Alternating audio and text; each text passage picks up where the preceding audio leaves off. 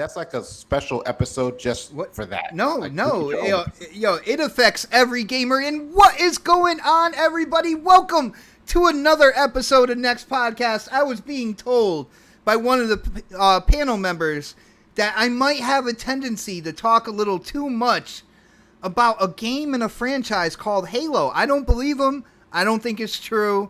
Chat, let me know what you guys think in the chat. Let me know if I talk too much Halo. But what is going on? I hope you guys are having a great Saturday. I know the previous weekend that just passed, I mean, we were live on Sunday, so it feels a little weird right now.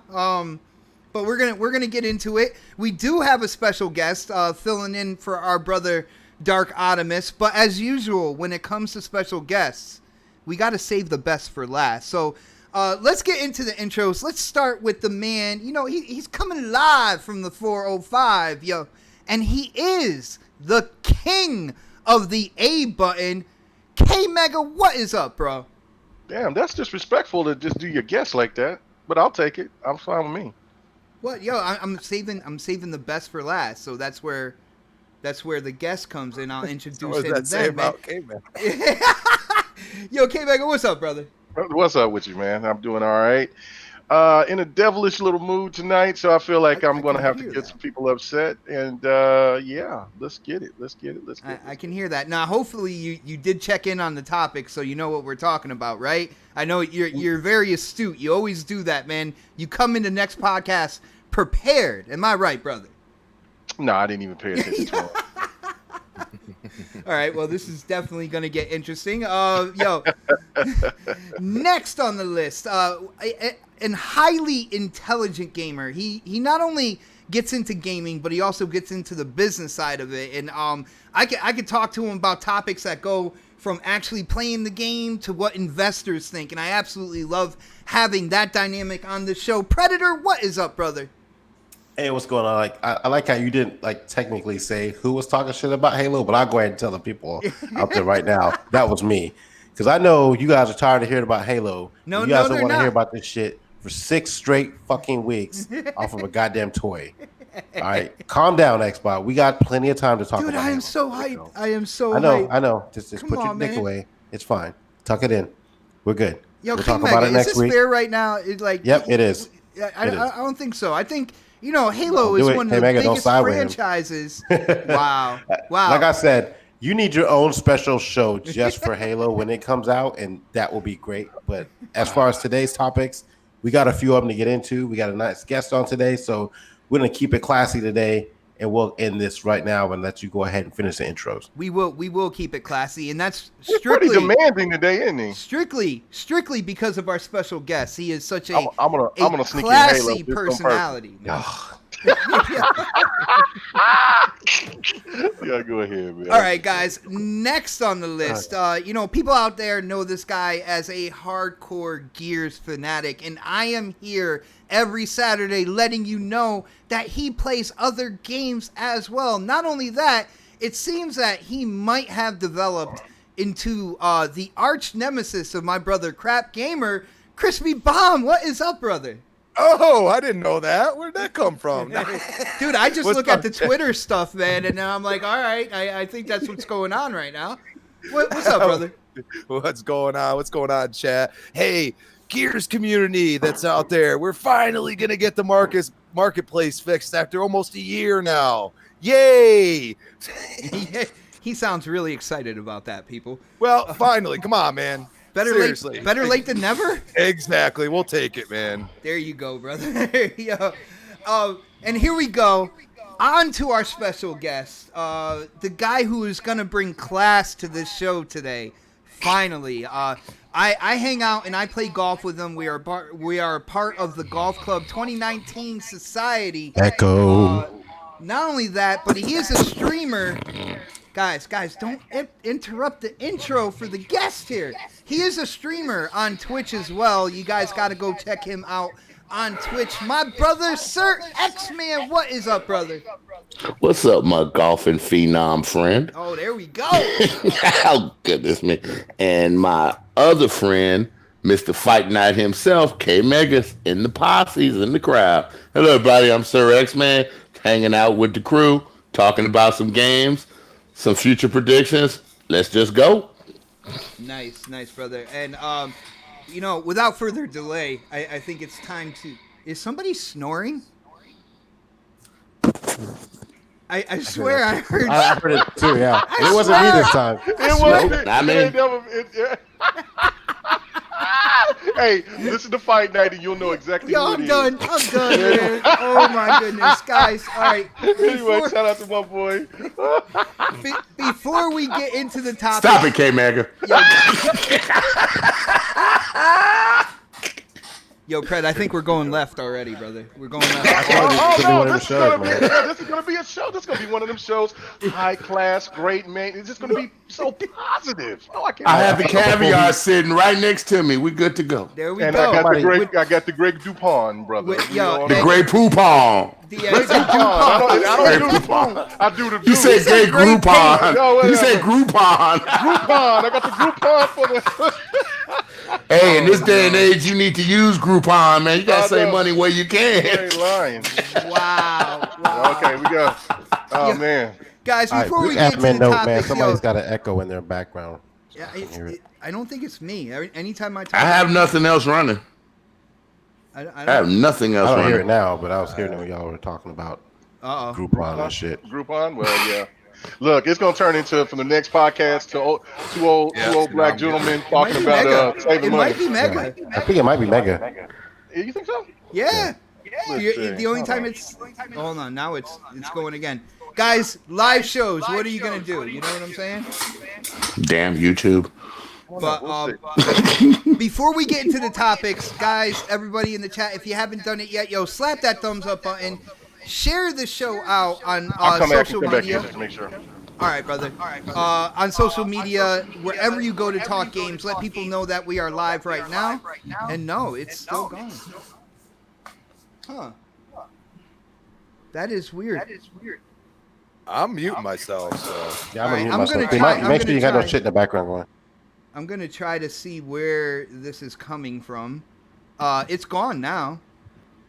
Who just muted? Might have been crispy. Yeah. I just unmuted. Do you hear anything? No, I don't hear anything. Nah. Oh, yeah, now I do. Oh, now it is. Yeah. Ah. Crispy. Let's try it again. Guys, some technical difficulties, but we are going to try to work through that, and we are going to get into the topics now. One of the big topics out there in the gaming community, out there on social media, has been a recent Phil Spencer interview, where Phil Spencer basically defended cross-generation support. And for people who don't know, when the Series X comes out, holiday of this year, any Xbox exclusives are going to be playable on the Series X and the Xbox One family of devices for anywhere between a year to 2 years. I'm thinking more of a year to like maybe a year and a half or so. But this has caused a lot of let me just say conversations out there in terms of what people expect from a next gen console and what a company should do. Now, I have been a part of this gaming community when, you know, a new series of consoles have come out, and I've seen gamers upset that when it came down to it, they had to get a brand new console and start from scratch with their games, all that good stuff. And so I see companies doing it a little bit different going into next gen. But in terms of Phil Spencer, he was defending the whole cross-generation thing. They got into whether or not supporting the Xbox One for that year to 2 years, if it's going to hold back like Series X games, where Phil Spencer said that's basically a meme created by people who like to like talk about competition between platforms. And basically he stated that, you know, if they just start with the games on the new generation system, it kind of goes against what gaming is all about. And, you know, you look at the situation that's going on in the world as well, with a lot of people being stuck at home, you know, people, their finances not necessarily being stable at the moment, and I gotta say, I personally like what Xbox is doing here. It seems to cater to what's going on in the world right now, even though I know they didn't plan that. They didn't plan that in terms of any type of pandemic or anything like that. They didn't know any of that stuff was coming. But let's start with Sir X-Man. Sir X-Man, are you there? I'm here now. All right, brother. Now, Sir X-Man, did you check out what Phil Spencer said about cross-gen and supporting the Xbox One for that year or two while the Series X is out as well? Did you get into that article at all? I don't mind that generational transfer. If you take your time with it, I like it because I still have a lot of games that I still have to play from the previous gen. Mm-hmm. So to be able to keep that ability, then wash it out 2 years later, but still carry on those old games to the next console is actually a good thing, because I know a lot of people and us, we have a big backlog. And to just wipe all that out with a new console, considering most people are going to trade in their old console to start all over again, it's going to cause too much of a chaos. Doing it this way is smoother and it's better and it's more consumer friendly. That's what I think of that situation. It doesn't bother me at all. I like this. All right, now, Sir X-Man, a lot of people are talking. You know me, I'm on a couple other shows as well. Actually, I'm on Crossfire, right? Every Friday, and it seems like this is a topic that comes up every Friday as well, where people are like, well, they're not really giving you incentive to buy the Series X if they're going to come out with their first-party games on the Xbox One as well. What are your thoughts on that? Is there still incentive? What would be the incentive for you to get a Series X, even though the first party will come out on Xbox One as well? Well, if people are interested in buying it right now and want to, go for what's coming next, I don't see nothing wrong with that. But if you have, being honest, if you have patience and the big heavy hitters for that console won't be coming out for a few years, you actually have time to wait. Catch up on what you got, still enjoy what you got, still play what comes new, because both of it is still going to be, backwards compatible with your older systems.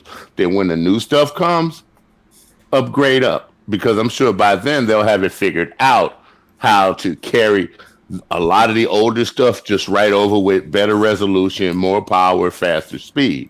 So I say, take your time, do whatever you can afford.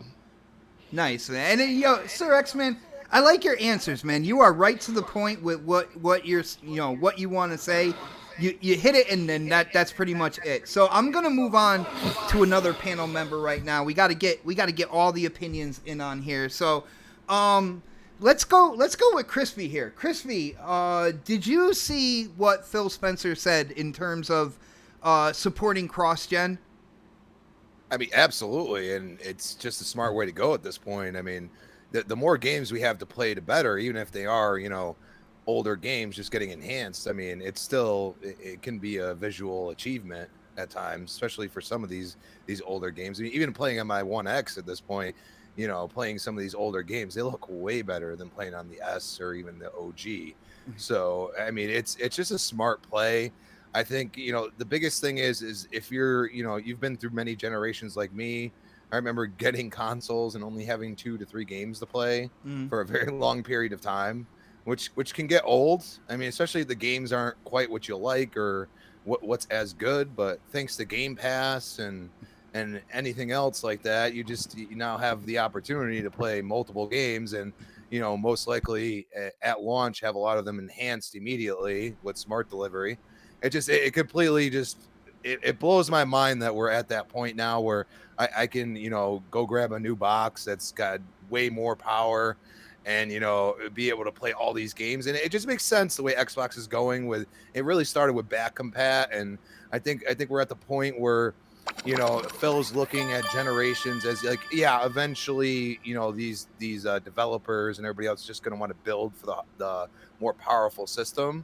But, why not support for at least 1 to 2 years and maybe possibly, I mean, we've seen it. Xbox, has sold a One X for $300. I've seen it just sell out like hotcakes. So when the price goes down a little bit, get more people in the ecosystem, get more people subscribing to Game Pass, and not be worried about it. All they care about is selling that software in the end. They really do. I mean, we could sit here and be mad about it. I'm happy about it. I think we're going to get more better games, more diverse games. I think it's just going to be great for the industry.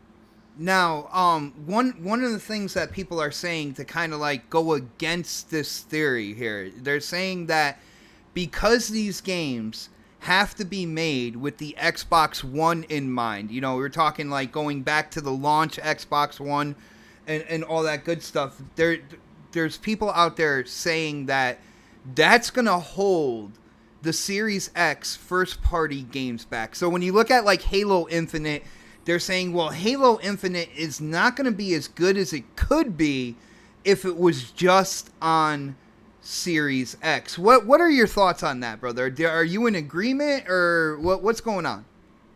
I have played games on, even now, on some of the worst PCs ever devised. And you can go and play that game on a great PC like I have, at a friend's house or something like that. If it works for PC, the beauty of it is Microsoft has been in the PC industry for how long? Most of their games derived from, being only on PC at one point in time. This is how they even got into the console, wars, as we like to call them. Mm-hmm. So, I mean, we could sit here and argue about it. I'm done. Like people say dumb. Well, I saw somebody tweet that Gears is going to come to Sony because they bought stake in Epic. Do you realize that Epic sold that IP a long time ago, bro? Like, are like you before attention? Gears 4? Yeah, and before Gears Ultimate Edition. So was it before that. Ultimate as well? Yes. Yeah, I think you're right, dude. Yeah. So. What I'm saying is people need to get educated a little bit. Understand that, it might hold back for PlayStation, maybe because of that SSD. That might be the thing. That might be the reason why we're seeing them not jump in like Xbox is. Xbox is using DirectX 12 and a lot of PC assets to begin with. A lot of these PC companies use a lot of assets that Microsoft's using. So don't sit here and think that they are not capable of making a game that's older better. Just on their end. I think they're perfectly capable. I think they've already shown it in just what I've played myself. If you don't have a 1X and you don't have a 4K TV, you might not know what I'm talking about. And I'm not even going to say that's shame on you. Just don't talk about it. Just find out. That's all. Well, Crispy, just to let you know, like when it came down to it, hold on. First there is a super chat, and then we'll get into what I was going to let you know about, Crispy. Yo, shout out to Gamers Play hitting up that super chat. Thank you for the support, brother. He says, what Phil Spencer and Xbox is doing for gamers is allow you to carry all your favorite games forward, enhanced. And guess what?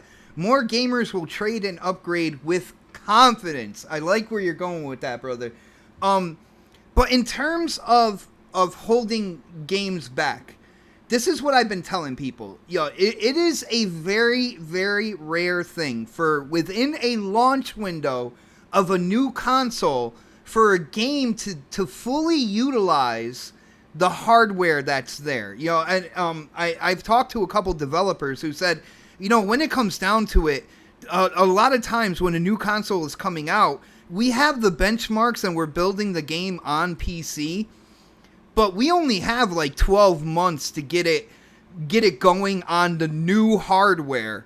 Like when we get like the finalized like development kit and stuff like that, we only have about 12 months, about a year to get that game going on that hardware. So in fact, within the launch of a new system, a lot of developers they have a tendency to go into more of the graphics, the lighting, stuff that'll really catch the casual's eye, that the system is a better system. The games are going to run better, and they use the eye candy to catch more consumers that are walking through Best Buy or stuff like that. Crispy, does that sound like a sound kind of like theory to go with? That, for the most part, when new consoles come out, it is very rare to have a game that tries to utilize the full function of that hardware. Well, I mean, it's a business in the end of the day, and you have a budget.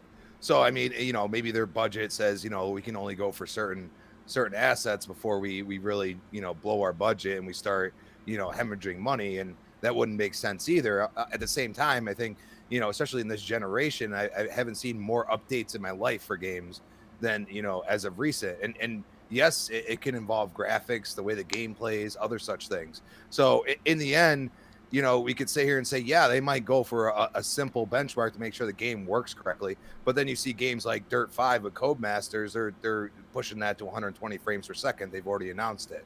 So maybe it's just, you have to realize that these devs have their own mind and they're going to do what they want. So, is it more logical for them to, at this point in time with two, 4 consoles coming out or are out within this whole year? Because, One X is pretty powerful, most powerful console I ever played on. PS4 Pro, very powerful console for what we were used to. So are you still going to support those and still have a kind of inline thought of are we gonna continue to go for the higher end even though our budget might not meet that, or logically it doesn't make sense for us at this second when nobody adopting the consoles. We don't have pre-orders out, we have no clue what's going on. So it's kind of a shady area at a launch, and it has some clout. I can agree with that. Nice, brother. And another thing I want to point out as we do move to K Mega next on the list in terms of the panel, one thing I would like to point out, again, I don't think that Microsoft had plans. I don't think they knew what was going to be happening in the world. But when it comes down to it, we know that the hardcore are the ones who pick up new systems day one. All right? You know that a lot of people are going to be checking their, eyeing their wallets, because with the world the way it is, finances are kind of like in turmoil right now. I look at this as a good thing for the gamer out there. If for some rhyme or reason you feel like you can't afford to upgrade to the new systems, you're still going to be able to play Halo Infinite, the new Forza, stuff like that, on the Xbox One that you have, until you feel like it's a safer time to invest in entertainment the way a lot of people do. So K-Mega, what do you think about how what Phil Spencer said here in kind of like defending cross-gen play? I think he also, a lot of people feel like he took a quick jab at Sony, saying that, to kind of cut people off, it's not really what gaming is all about. When gaming's about bringing people together, having fun, especially within the times that we're in right now. It is a key kind of like social thing. You know what I'm saying? What do you think about how Phil presented himself, and what do you think about kind of like the flack he's getting on social media about it? Is it warranted to any extent, brother? No, not at all, because I don't understand the stand community. For this reason, they'll talk about customer service and tell people that it's not right for Xbox Live to put free-to-play games behind a paywall, but then turn around and then tell people that, well, being consumer friendly about generational consoles is problematic, and I don't get that. I just don't see the logic behind it. What this really means is that Xbox is trying to be like PC, which I don't hear any PC gamer complain about playing older games, or the situation where if there's somebody that has the most expensive PC, complain that their games are being held back because somebody has a low-end PC. It just doesn't happen. And like you said, the business aspect of it is well, the financial aspect of it comes at a perfect time, because it's going to be a situation for the haves and the have-nots. I said this on GRG last night. I fear that I don't fear, I just speculate that PlayStation is going to have the same problem that the 360 had. There's going to be a lot of people that's not going to have the $500 to just fork over to get a new console. And as long as and so there will be people that will have that opportunity, but hardcore are going to invest no matter what, man. Yeah. The core is going to invest, but the casual market is going to still, if that console is going to be $500, people are going to frown on that price just like they did the X1. And you're going to have people that's going to be separated unless they're all cohesive in the PlayStation Network. That's another thing too that needs to be thought about as well. Are they going to be separated from there? Because that was one thing that got me pissed off. Was I had friends that I talked to on Xbox Live, but I no longer could talk to them anymore because I had the X1 and they were still on 360. Oh, I remember that. Yeah, that could be something that could happen as well. That's not going to make a lot of gamers happy. That's going to make a couple of gamers upset. Plus the fact that you're going to see people just comfortable with what they have. If PlayStation is, we've seen that with the Xbox when they had Titanfall and Forza Horizon 2 that came on the 360, there were people that was content with that, even though it looked hideous and didn't play as well. There were still people that were still content. So the 104 million, well, 111 million or whatever, not all of those people are going to just jump completely over to PlayStation. And when they look and they see options of where there's a Lockhart and then there's the Series X, then they'll see that that the Lockhart, which I think everybody believes that it's definitely a real thing. And they see that price is more affordable. People are going to jump on that, and they'll still be able to play their games, their older games, on top of the newer games, like you said, like Halo. And then when the time comes when that real big transition happens with like the Hellblades and so forth, whatever comes after that, that's when we're going to see what it really is all about. Because right now, both of these consoles are going to be held back. There's still going to be games right now at 30 frames per second. We just seen the rumor about Spider-Man, the Miles Morales game. Most likely is going to be 30 frames per second, and we see the spin about, oh well, you know what? For some games, that's good. Well, dude, not even just that. With Miles Morales, a lot of people bring that up, and they talk about games being held back. But Miles Morales, Spider-Man, that is a game. First off, again, it's kind of like an extra long DLC, standalone DLC. But even Insomniac themselves said that they are literally using the assets from Spider-Man PS4 to create that game. So they're using the assets from a last-gen game. Wouldn't that, like, if you're complaining about games being made that run on the Xbox One and stuff, wouldn't you also be upset that, wouldn't you think that the game's going to be held back because all these assets, really, they came from the PS4 game themselves? Right. No, I was going to make that same point too. It's just like it's butt ass backwards. Like, it just shows that they're not ready to really bring out like Horizon Zero Dawn. That game is not going to be coming out until around the same time that Hellblade comes out. I was saying people are saying early 2021, man. That's just going to get pushed back.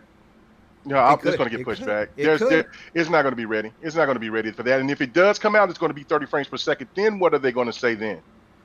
Dude, I mean, that's just the reality. And you can't. And these first party, it's really, if you're going to knock people about this 30, 60 frames per second and held back and all this stuff, then you can't. They don't have any. The first party has no control of the third party. The third party is still going to be bringing 30 frames per second games because they got to make games for the older hardware. That's where most of the money's going to be, especially during the transition cycle. Yes. And so that's what.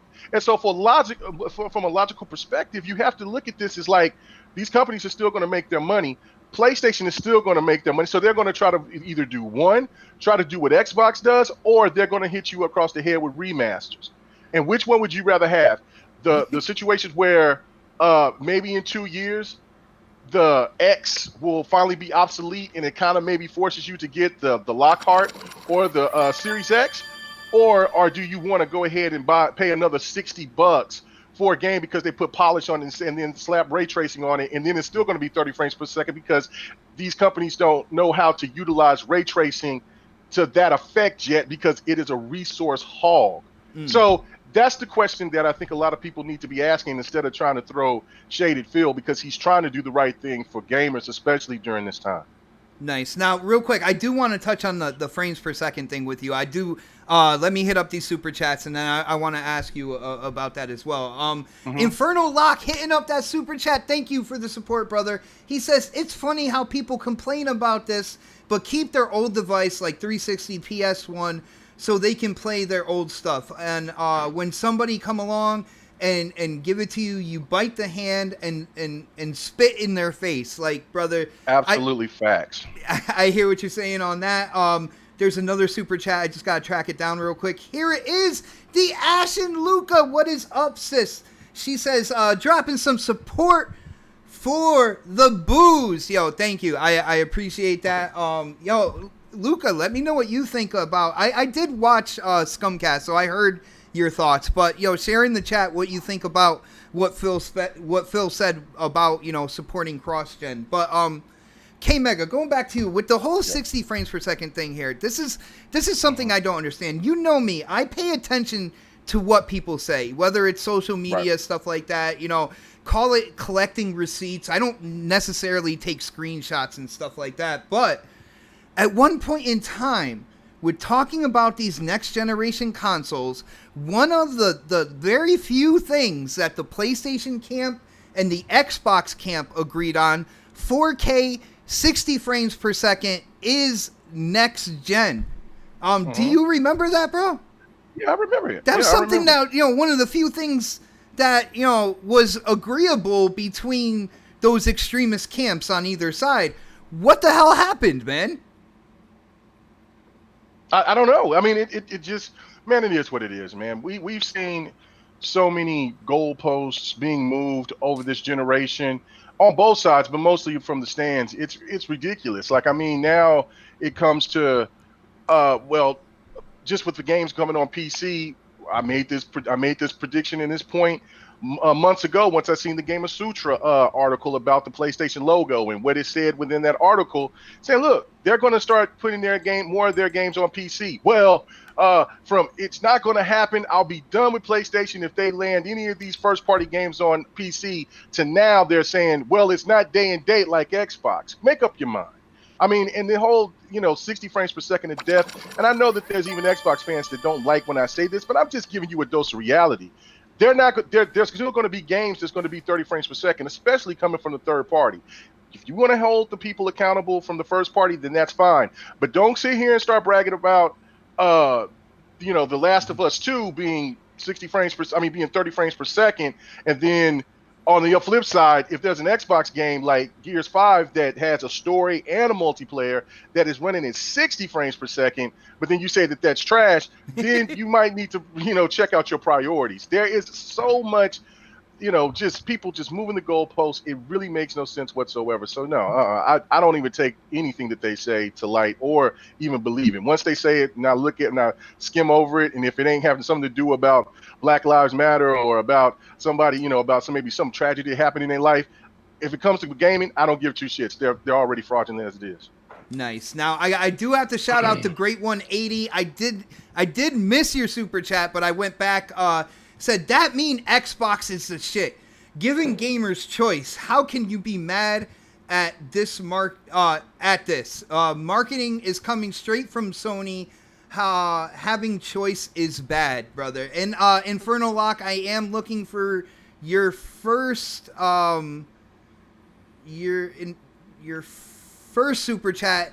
I will be looking for that. I will call it out as soon as I see it.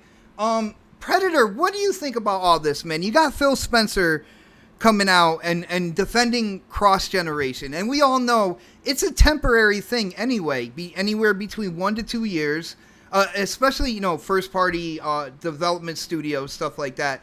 But a lot of, he caught a lot of flack from the gaming community out there on social media. Do you think it's warranted? What do you think about what he's saying about supporting cross-gen, and what do you think he took a little jab at Sony at the end of within that interview with saying, it's kind of against what the community, what gaming is about, like cutting people off for new hardware?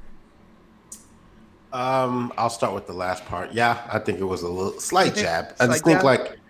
slight jab. It's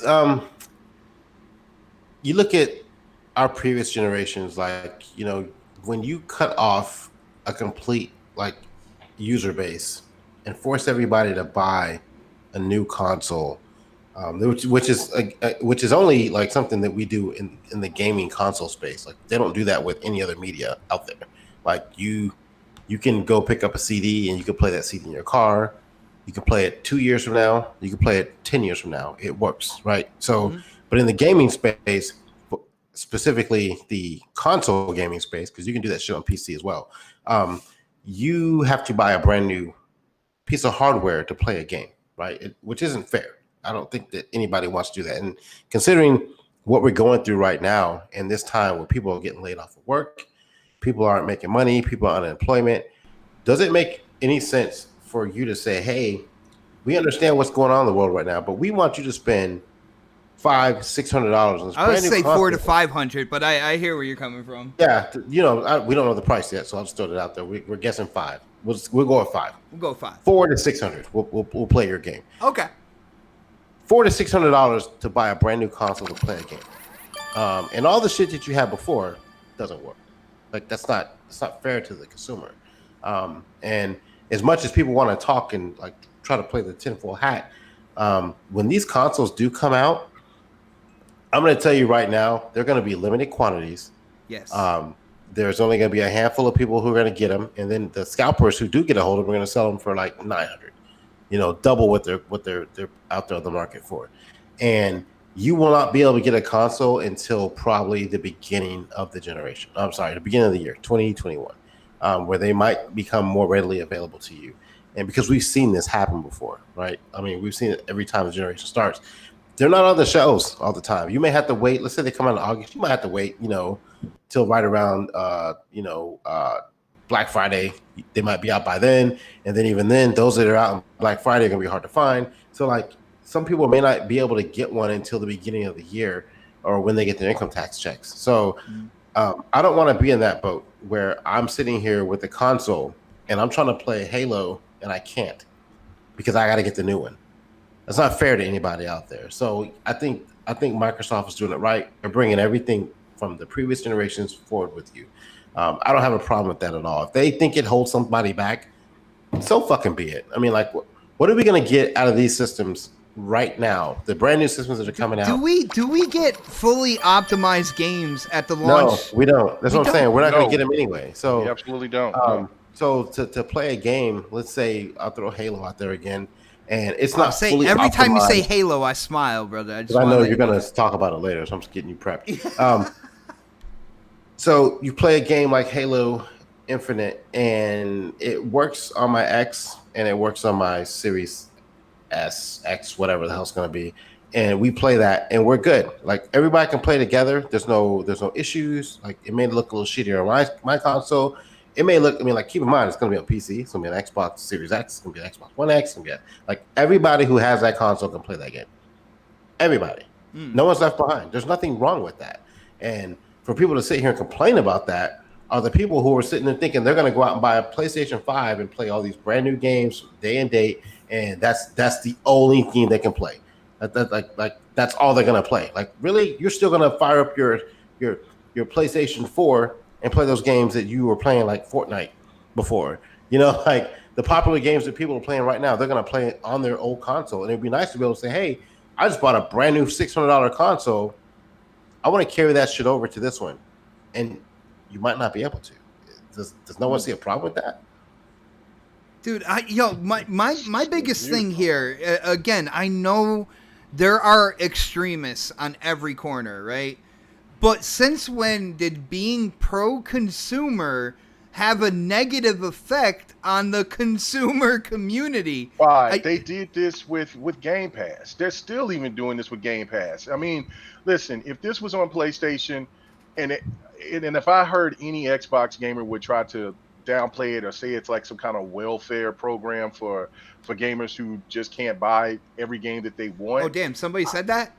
Oh yeah. Oh, I saw that too. Yeah. They said it. Yeah, when it first came out, they were going in on it, and I'm just looking at that like, bro, really? I mean, I would get in their ass about it because first off, you don't have every game that you want either. Let's just be real about it. There's very few people that have every game that they want, and for you to try to downplay Game Pass or even downplay any game as a service. That gives the benefit for people to just pay what they pay and then get those games to play for EA Access or for PSN, for whatever. for anybody to downplay that, they're really frauding the public. Because I know that if this was on, if it was reversed, there would be so many people on PlayStation bragging about that and thankful for Sony to do that.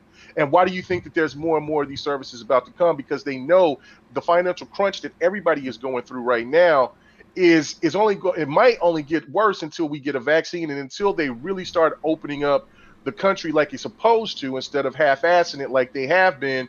And then now we're about to go through a second wave. It's gonna get worse before it gets better. And to what Fred said was absolutely right. And it happens every generation. There's only going to be a limited supply. So yeah, I didn't even think about that until Fred brought it up. He was man. absolutely right. He was spot on in everything he said. So the point of the matter is that, look, people need to stop listening to this rhetoric and understand true logic, man. This is just very consumer friendly. And for the people out there that want to play Spider-Man, and then they got to make a choice if they got to get this for just that one particular game, and they may not even have backwards compatibility ready to go just yet. Well, Spider-Man might come out for PS4 as well. What the Miles Morales might come out for PS4 as well. Then it goes back to the theory that I was saying that PlayStation 5 is going to have a really slow start because they have so many users that's relaxed on the PlayStation 4. Spider-Man would be that ticket to sell, to move consoles, but it ain't going to be bug snacks, and it ain't going to be whatever else that they show. Look at the launch lineups. Like, what game is going to make you go out and buy? Dude, I was just gonna, Pred, you read my mind. Like when I looked at the PlayStation 5 event, and you're looking at the games. The only game that I would question about running on a PS4, because people are talking about holding the games back and everything. The only game I would question would maybe be Ratchet and Clank. All right. But at the end of the day, Spider-Man, Godfall, and any of the other games that they're touting for the PlayStation 5, I can see them running, of course, without ray tracing, lowered resolution assets, all that good stuff. But I can see those games running on PS4 as well. Yeah. So I don't foresee myself. Let's say I wanted to get a PlayStation 5. I mean, I do. I'm not gonna say I don't want to get one at some point.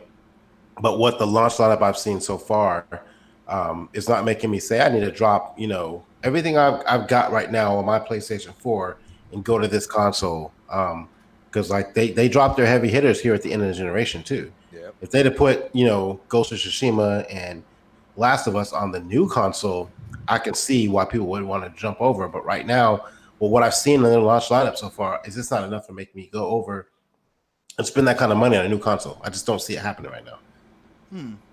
I got you, brother. Let me hit the super chat real quick because it is first off, it's somebody who's been supporting this channel and this show for a long time. Our brother Z Black Rider hitting up that super chat. Thank you, brother. He says, I'm not even an Xbox fan, but frames per second Sony boys are the worst. Filmic Games for the win. Yo, shout out to Jez Gordon with the whole Filmic Games. Like he is riding that horse to pasture. I swear, like it's all about Filmic. Shout out to the Xbox 2 podcast. It is one of the other kind of like few podcasts I watch as well. So shout out to those guys over there, and shout out to you, Z Black Rider. Thank you for the real support. Quick too. Have we seen PSVR running on this yet? No, Okay. not at all. Going out there. All right. And that's going to be some extra money as well. Again, it's just. I know that it's supposed to be backwards compatible with the first PlayStation VR, Yes. but again, it's going to be another peripheral that's going to have to be added to the PlayStation 5, and then you're going to have to budget between if you want to get the digital or the SAD edition of the Sade edition of the PlayStation 5, or that's not even where I was going to go with that. Like, oh, okay, go ahead. Where are you going to go with it? Well, if you're going to use those same games that are playing on PS4, so why are you upgrading to a PS5 to play PSVR if they're going to look exactly the same? Well, I know people out there will say, well, they're future-proofing for when the new VR comes out, and then they'll just simply upgrade. But that's a good question. Why would you do that if you can just play those games on your PS4 with the PlayStation VR? I don't know, dude. I'm boggled. It got everybody quiet on that one. Yo, Shut me up on it. I got nothing. I got nothing. Yo, Sir X-Man, do you have an answer to that question, bro? He's like, what Still question? muted. What question? Nah, I'm just going with y'all flow on that one. Yeah. Yo, again, shout out to everybody checking out the show right now. If you haven't done it yet, either hit the thumbs up or the thumbs down. Yo, either way, yo, if you're entertained, thumbs up. If not, thumbs down. But share this out. Let people know that we are talking about the gaming news, and ahead is our predictions and what we want to see from the Xbox July event. Hashtag. I'll come up with a hashtag. But yeah, let's get into it, guys, because at the end of the day, I like what Xbox is doing. I don't think the games are going to be held back. I think they picked a point in time with that whole between a year to 2 years.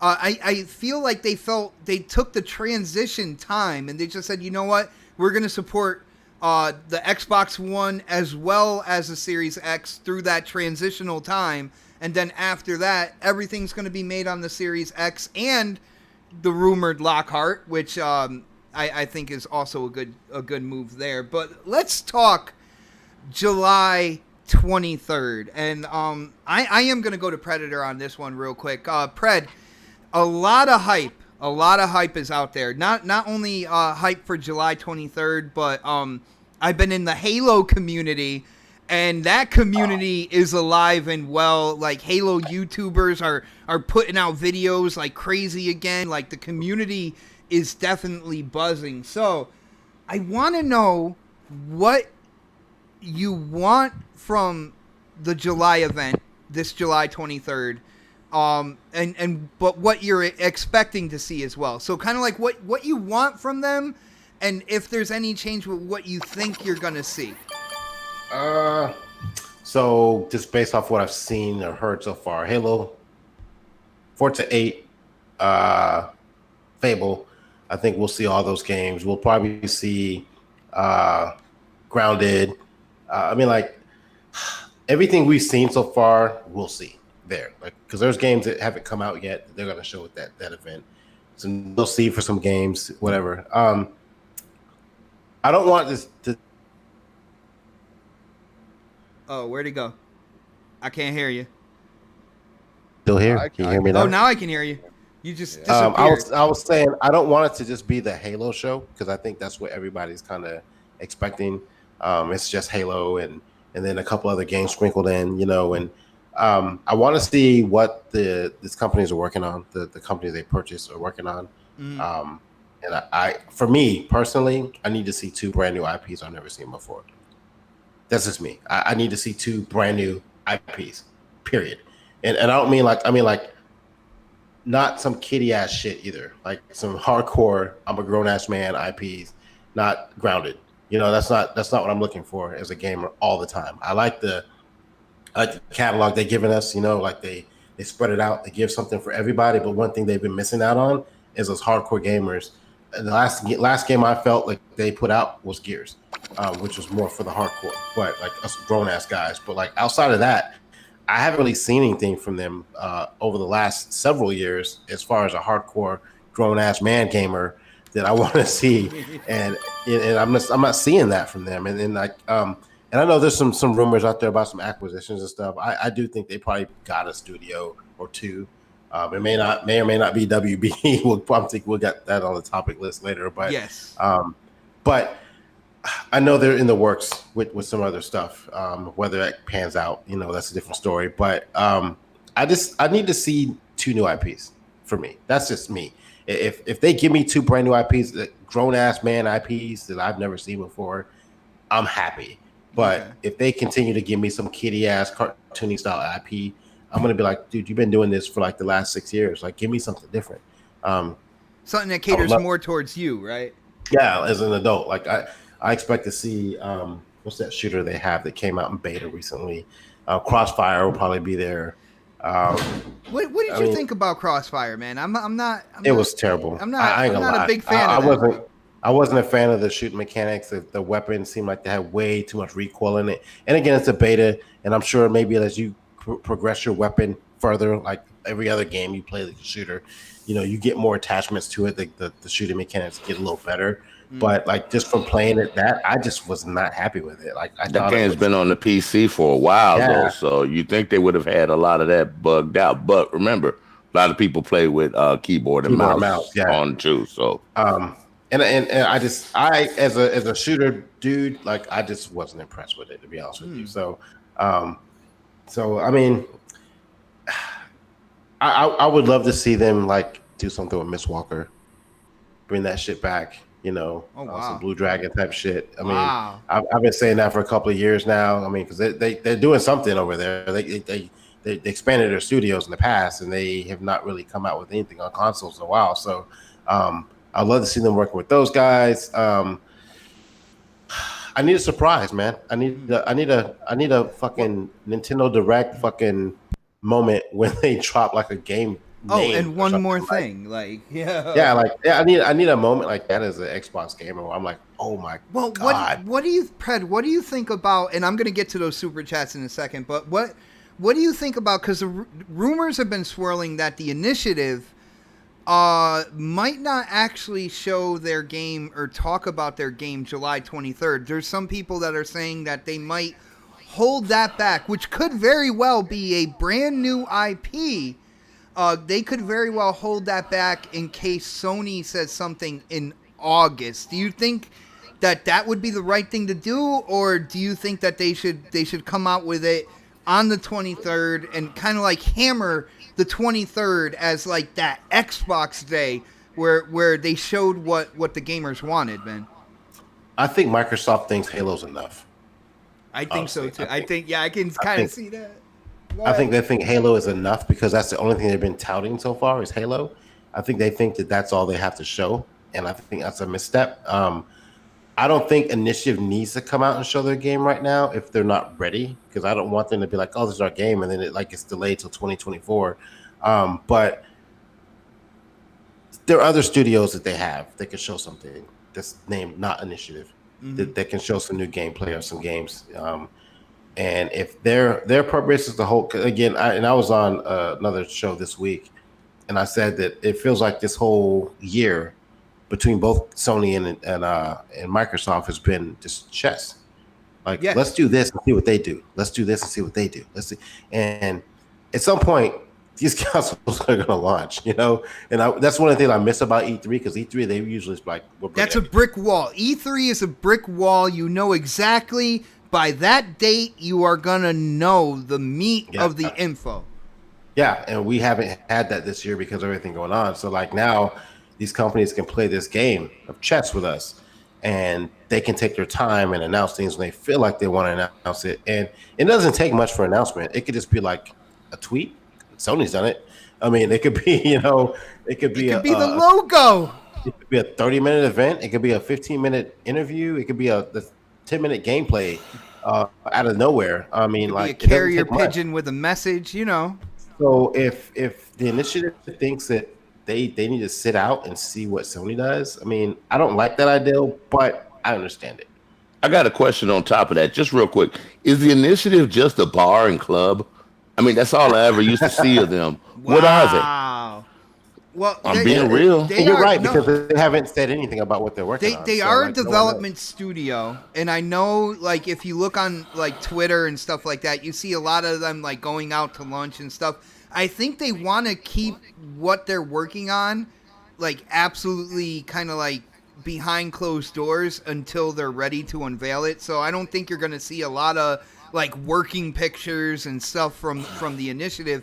But you can no disrespect to the initiative, but all we've ever seen over the years is them grabbing a beer, having expensive lunches. I've never seen them at a desk working on anything. But you know what? That's got them a lot of new fucking developers on their side, though. Yeah. Hey, look at the list of developers that they have there, man. That doesn't mean shit. I know he's coming from. That doesn't mean shit at all. But I will say this. All right, if we see Perfect Dark here at this event, and the initiative isn't there, then we know they're not working on Perfect Dark. Nope. we can at least knock that one out the park, and we'll know they're working on something different. So I don't know. The initiative needs to show something. Like they got to show us something at some point. I was just giving an outside perspective on what I've seen. You know what I'm saying? Right? I mean, like we haven't seen anything from them. We just hear like, oh, we hired this person, we hired that person, but like, what the fuck are y'all doing over there besides drinking beer? Like, Dude, fuck, if that's what y'all do, hire me. I'll come over there. I know, right? I think that's why it's important for them to be at the July 23rd show. But let me hit these super chats real quick. Shout out to Harry Balls. What is up, brother? Thank you for the support. He said, Sony fanboys accept what Sony gives them, but expects more from Microsoft. Dude, you're not lying there, brother. You're not lying. Yo, Infernal Lock again. Are y'all gonna watch Ubisoft downgrade event tomorrow? I'm actually planning on watching that show. I cannot stream it on my YouTube channel because Ubisoft always claims those streams. I've done it the last couple of years when it came to like E3, and they always claim those. So what I think I'm gonna do is kind of like a 2-screen special where you can watch it on your TV or something like that, and you can listen to the live reaction from this channel like on your phone or tablet or something like that. But I definitely want to check it out, and I definitely want to react to it too because yeah, it's Ubisoft. They're big dogs in the gaming space. So but shout out to you, Infernal Lock. Shout out to Sir X-Man. He is on the panel and he's still hitting up that super chat. And oh man, that just flew by. Hold on one second. Hold on. And of course, hit that like, everyone. Guys, you heard it straight from Sir X-Man, so you got to do it, man. You got to do it. Let's go with Crispy real quick. Crispy, July 23rd is a big day for Xbox. For people who play on the Xbox console, we're going to see first-party games, whatnot. What are your expectations, and then what do you think you're going to see, after your expectations? Do you think Xbox is going to bring it, or you think they're going to come short in some areas? What are your thoughts, brother?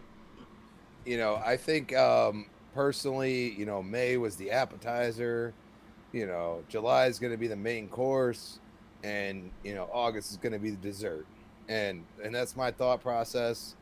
I feel like it's going to be games. I feel like we're going to get a lot of gameplay from like Halo, and maybe some of the games that we kind of like been putting off our radar or not thinking about.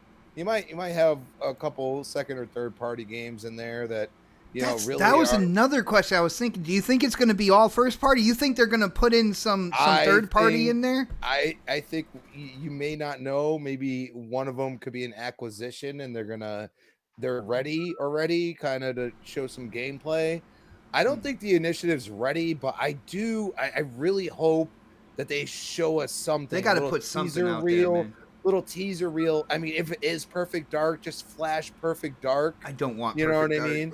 I don't. Well, I know a lot of people don't, but you have to realize that game is so old. Like you could redo the whole game. You could make it yours. You know what I'm saying? It's your IP. You could do what the hell you want with it. They redid God of War. That's what they did with God of War. I'm just saying, like, and you got a lot of devs from Sony that are working in that studio at this point. So. I mean, it's not out of the realm for them to really reboot that freaking whole franchise, which, I mean, what I played compared to what we could play now would probably be a totally different game, which would be cool. It'd be interesting. So, I mean, we got to think of it this way. I mean, if we don't see Fable, then we might as well just throw it in the freaking bushes, dude. Like, just we're done. Like garbage can. All right. I'm not even going to talk about Fable ever again. If you don't show it on July, then there's something going on, or you're really not making it, and you've just been letting us say this for 2 years now. So I mean, it's one of those things, like, I want them to knock it out of the park, but I also know that Sony's got something up their sleeve. They got 3 games that they didn't show at their event, and they're going to put it in the state of a play, and Microsoft needs something to fire back. And if you're going to do hardware... Brother, let me tell you something about these 2 to 3 games that they're holding back. They're not even close to being launch titles when it comes down to it. Does that really matter then? Sony does these things. They get you excited about things that they don't give a date to. They've done this for years upon years. I mean, for the love of God, Horizon Zero Dawn 2 or Horizon 2 Forbidden West. Yeah, there you go. Horizon 2. Thank you. Okay, could come out in 3 years from now. You understand what I'm saying? They'll say, well, you know, COVID hit and this and that. They will use everything they got, and you can say it's wrong or right. It doesn't matter. Okay, the point is it's a logical reason. So the point is that they've done this. I mean, I've watched games that they push back numerous times, and nobody complains about it. But as soon as Xbox does that, there's a problem. and that's what drives me nuts. I'm like, you know what? Don't put dates on all these games. Like, yeah, we want a date for Halo. We want to see gameplay. We want to, you know, understand where the story is going, how the at least give us a year, Crispy. At least give us a year that it's gonna come out. Don't stoop that low, man. You gotta give us a year. Give us a general, even if it's early development. Just say early development or something like that, like they did with Hellblade 2, man. Exactly, and that's what I'm saying. I think they're getting a little bit smarter about that part. But like I said, like I feel like May was the runoff of the show, and they realized they can't. You know, not being on stage, not having like this grand scale, they can't grab people the way they used to. They have to keep it within like between an hour and maybe an hour and 30 minutes. You know what I'm saying? They can't go any farther. So they take those games and they don't want to just leave at the wayside, and they put it in an event before because they want them to have their light. And a lot of people are excited about some of those games. Some people call them trash or think they're weird or whatever. I mean, some weird games turn out to be great games. You know what I'm saying? Yeah, so, that is true. And that's where I go and say, like, and they're saying August is hardware, but I also don't think that they would just do hardware. So we might not see the initiative in July only because they're thinking of what Sony's going to do. And they haven't announced, as you said, August, but they haven't announced when that next event is, which it would probably be a stupid show, or, you know, maybe they'll tie it in with like Gamescom or something. You know what I'm saying? You don't know what they're going to do. They might just do Summer Game Fest with Xbox. They haven't really announced anything yet. So this is their show. They got to show us something special, something we haven't seen before, or at least something we've been waiting a long, long time for. I got you, brother. Yo, shout out to Face23 Brooklyn. For hitting up that super chat. He says Xbox July event is for people who are not Xbox fans because they have to get mindshare, and some of their fans they lost this gen back. Now, I don't disagree with you on that one, man. And I will say again, coming from a certain game community, I will let you know that a lot of like Halo people are very excited for the 23rd, and these are people who don't necessarily have an Xbox One right now. They were disappointed with 343, but seeing how 343 said that they're kind of doing a sort of Halo reboot, like a soft reboot in terms of kind of getting it back to its roots. There's a lot in that community right there that's looking forward to the show. And don't doubt the power of that community, man. Shout out to Gamers Play. He says, I feel fans are more nervous about the 23rd than Phil and the Xbox team is. And the indies may surprise gamers that week of the 21st. Now, brother, I am with you on that one as well. But there's a certain narrative out there on social media. Like, you know, when you say you're excited for the Xbox event, you know, there's always somebody that kind of chimes in. It's like, well, they need to do this and they need to do that and they need to win me over and stuff. So there's a certain narrative being played out in social media right now in the gaming community. But I agree with you, Gamers Play, man. Shout out to you for that super chat. Shout out to Infernal Lock. Hashtag UFC August 14th. I guess he is a UFC fan. I don't know. I'm excited, yo. I think there's going to be a lot of games. I'm interested to hear from the rest of the panel as well in terms of second and third party if they're going to be there. So let's go to the guest of the night, man. The man bringing the class to the show, Sir X-Man. What are your predictions? What do you want to see July 23rd from Xbox, brother? All right, here we go. I've been thinking about this. Were you writing it down too, or no? No, I got a good mental capability for a short term. No, remember I'm an old guy, so it's got to be short term memory. They got Tim Schafer. I want to see them show, since Microsoft has them now, some of Psychonauts 2. And I'm hopeful that Tim Schafer goes with Microsoft also and makes Brutal Legend 2. Okay. And they would show that at the show.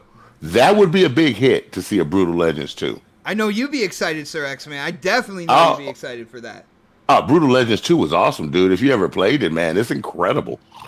And pretty much, I just hope they bring something to the table more than just the standard, man. I love the standards, like Halo. I can't believe I said that out loud. Yeah, say you love Halo again. Come on, say it again.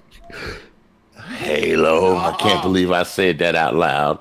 I want to see some true Forza with some true way sim physics. Yes. You know, I love Forza, but I don't want like how Forza is. You know how Forza is, where if you tap a wall, you spin all the way out. If I tap a wall, I want to edge my car and damage it. You know, if I tap it hard, I want to see. Are you talking motorsport or are you talking Horizon? Motorsport. See, I think motorsport does a pretty good job. I can see it's not as. Yeah, but you know how you are if you accidentally hit a wall, and you know in real physics I don't do you that won't. when I play that game, brother. I don't hit walls, man. I've seen your videos. Tell the truth now. That's what I'm saying. Tell the truth, shame the devil. That's what we do. But I like Forza Motorsport. We all do. We all play it, except for Christy. Dude, they're making a new engine. The new Motorsport. I know. Brand new That's engine. what I'm talking about. I want to see that.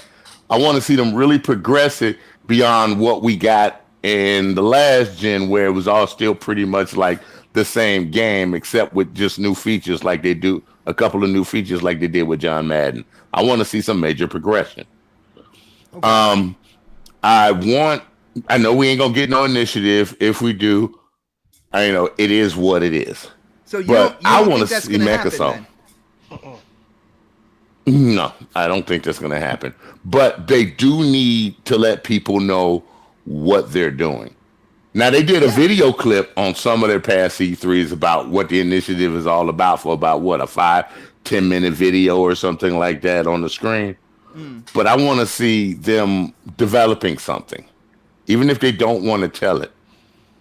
You know, I want to see that you're making progress for the future. You know, not just wishful things. I want to see something that's you want to see something on the table. Substantial. On the table. Yeah. Right. Where people can get really hyped up. Give us a reason to buy your Series X. Give people a reason to come back to Xbox. You know, make K Mega happy with something that's bold and initiative. You know what I'm saying? K Mega will be happy with a new fighter, man. He'll be happy with a new fighting game. Oh, yeah. You know, get the rights to Fight Night. EA don't want to make it. Let Xbox make it. I'd rather play Fight Night than UFC. I will let you know that, man. Like, I know, right? I'd rather box, you know.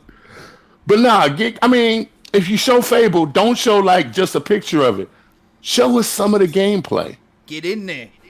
You know, go deep and tell us it's coming out. Surprise us in the fall or something like that. Oh, you know, and I keep hearing rumors about it, but I hope Microsoft comes out. Show me that. Don't make it a Titanfall reboot. Show me real Microsoft. You know, give us something good. And announce full backwards compatibility on everything you bought from the 360. They say just upload it and play. That's all I want. That's all you and want? I'm good. That's all I want. I'm not that greedy, man. He said he wants every single 360 game playable on the Series X. Then I can play Marvel vs. Capcom 2 because I own it, and me and K Mega can get down on it on Fight Night. Ain't that right, K? Yo, Sir X-Man, can I borrow that game? Can I borrow that game my from theory you, on man? that, though. I know it ain't gonna happen. Yeah. Yo, shout out to Z Black Rider hitting up that super chat one more time. He said, y'all thinking Twitter and YouTube mouth breathers are influencing business decisions. Kind of Yep. cute. Dude, it's hard to gauge the social media effect on businesses like the gaming industry right now, because we went through an entire generation where it was the first generation that social media was really an integral part of the gaming community, like that. This entire generation we've been in, and you can honestly see, like, Phil Spencer talks about games being held back as memes. He says stuff like we're known as Halo Gears Forza. So it is obvious that, at least on Xbox's side, they pay attention to social media as well. Now, whether or not that's a good or a bad thing is entirely, opinionistic. It's I might not think it's totally great, but what's up? Social media affects everything, because look what it does in Metacritic. But we don't want to talk about that right now. That's another topic for another day. But I'm giving you an example. Meta who? What are you talking about, man? Metamucil, all right? There you go. I know that meta. Yeah. But let's get to K Mega real quick. Yo, Mega, we're right around the corner, brother. I'm excited. I know you are excited as well. You got to let me know, what do you think you're going to see July 23rd? And do you think the initiative will be there to show something? I think the initiative will be there, but I think that they're going to hold whatever the initiative Do you think that's a good idea, though? Yeah, absolutely. Because, I mean, listen, if some people can wait 7, 8, 10 years for a certain game, we can wait 3. We can wait another a month or two to see what the initiative is actually going to bring out, so they can combat I'm greedy, man. whatever PlayStation's saying. Yeah, no, I totally agree with you on the greedy part. That's why I say this show is going to be Xbox's make or break with everything. In the sense of this is the year that I've been waiting for. 2019. I was like, Xbox is going to do it. 2018 was a fantastic E3. God, it was great. Blew my mind. You can't say that, brother. Yo, people will call you a fraud for liking those E3s, man. Uh-oh. Did I just lose? 2018 was fantastic. It was awesome. Okay. It was awesome. Fantastic for Xbox. 2019, because the anticipation of 2018, it was a letdown because it didn't grab you, but it did still show some cool games. But this is the one. This is just like kind of like the 2018, but on a higher scale. It's like, this is the one that's going to have Pred sitting up out of his seat. This is the one that's going to sit here and have the haters that says lower your, or not the haters, but the other people that says, temper your expectations. Shut up. We're not even listening to that garbage no more. We're done with listening about temper your expectations. This is the one. This is it. They got a new console coming. This is it. You got Halo going to be the flagship. This is it. This is like 2001 on steroids. Yo, K-Mega, get it. I gotta ask you real quick, just because. Can you see that super chat that popped up? Because I think that would be a good question for you to go into, as well as what your predictions for the 23rd. Do you see? If not, I can read. Let me correct Others Inc. I didn't say make a break for Xbox. It's make a break for their for the people like Pred and for the people like that. This is their make or break. I'm always going to be part of what's Xbox does because I know that the games that they're going to provide is going to be high quality. I don't. Regardless if it's cartoony or not. But I'm saying, in a sense, there's plenty of people that's been anticipating these games that they've talked about that they're working on.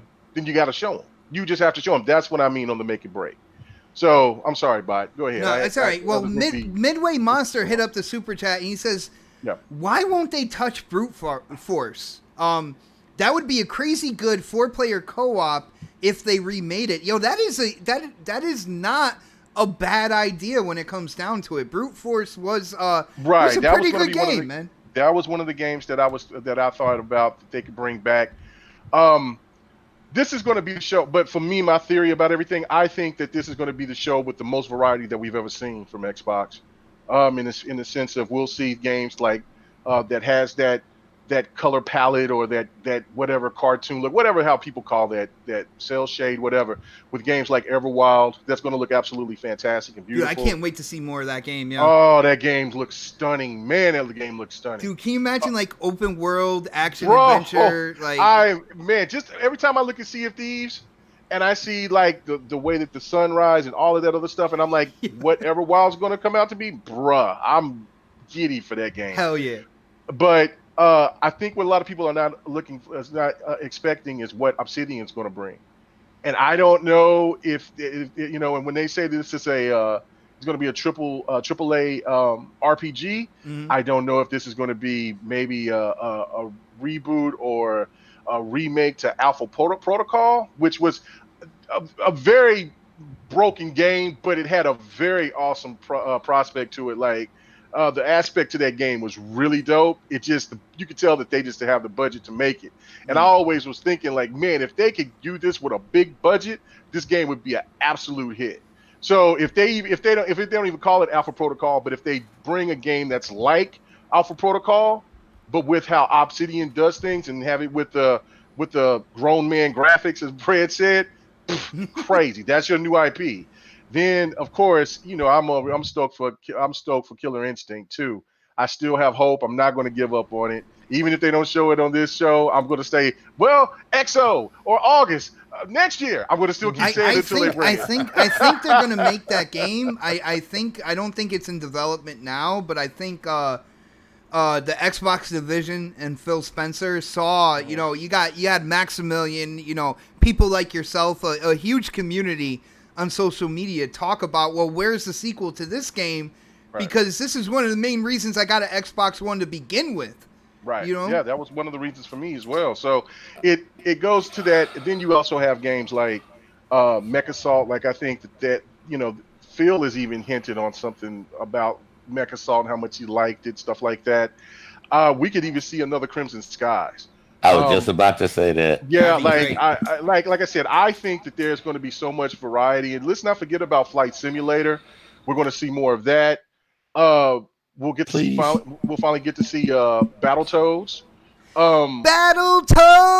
Oh, why did you do that, K-Mega? Why? You know what I'm saying? And I think what they'll, and of course I think that they'll hit us over the head with Fable, Psychonauts.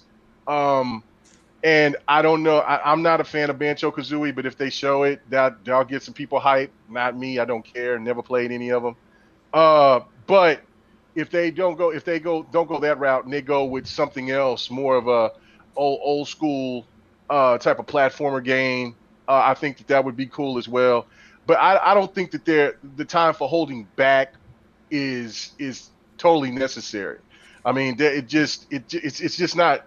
It doesn't make sense to just wait on what Sony's doing, because Sony's show was cool, but it wasn't groundbreaking. Dude, I mean, we all know the Xbox division themselves. They were gearing up for this new generation coming. Right? Of course, they had games in the pipeline. pipeline. They had games in the pipeline the last couple of years that they wanted to put out. Games like Sea of Thieves and stuff like that. They wanted to put those out. You know, and they knew over time Rare was going to work on that, you know, add to the content and stuff like that. But I think we all knew that they were gearing up for, you know, we didn't know the name of it then, but the Series X and everything that game. That's why they bought all those studios. That's why they introduced Game Pass. Game Pass is going to be an integral part that is it's going to cater to a lot of the more casual gamers out there as well. They were gearing everything up for basically July 23rd into the launch of the system. Right. Yeah. And then we'll also see stuff from Wasteland 3. I know that that's going to be one of those games that's not for everybody, but I mean, if you are into Gears Tactics or Halo Wars 2, and then of course how they put their spin on it, it's going to be dope. I do want, because I know that they're working on a really huge RPG themselves.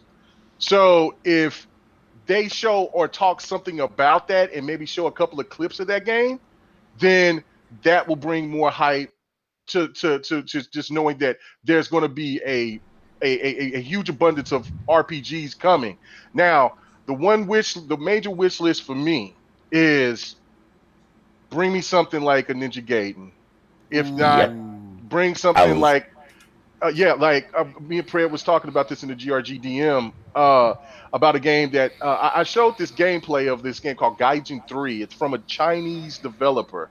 There's a PC game, and then there's a game that just came out, and I was wondering if it was going to have if it was going to be English dub, because that's what I was looking for with this game. What was it called? The Wind Road, Wind Fred? Is Road. that what? Yeah. Yeah, the Wind Road.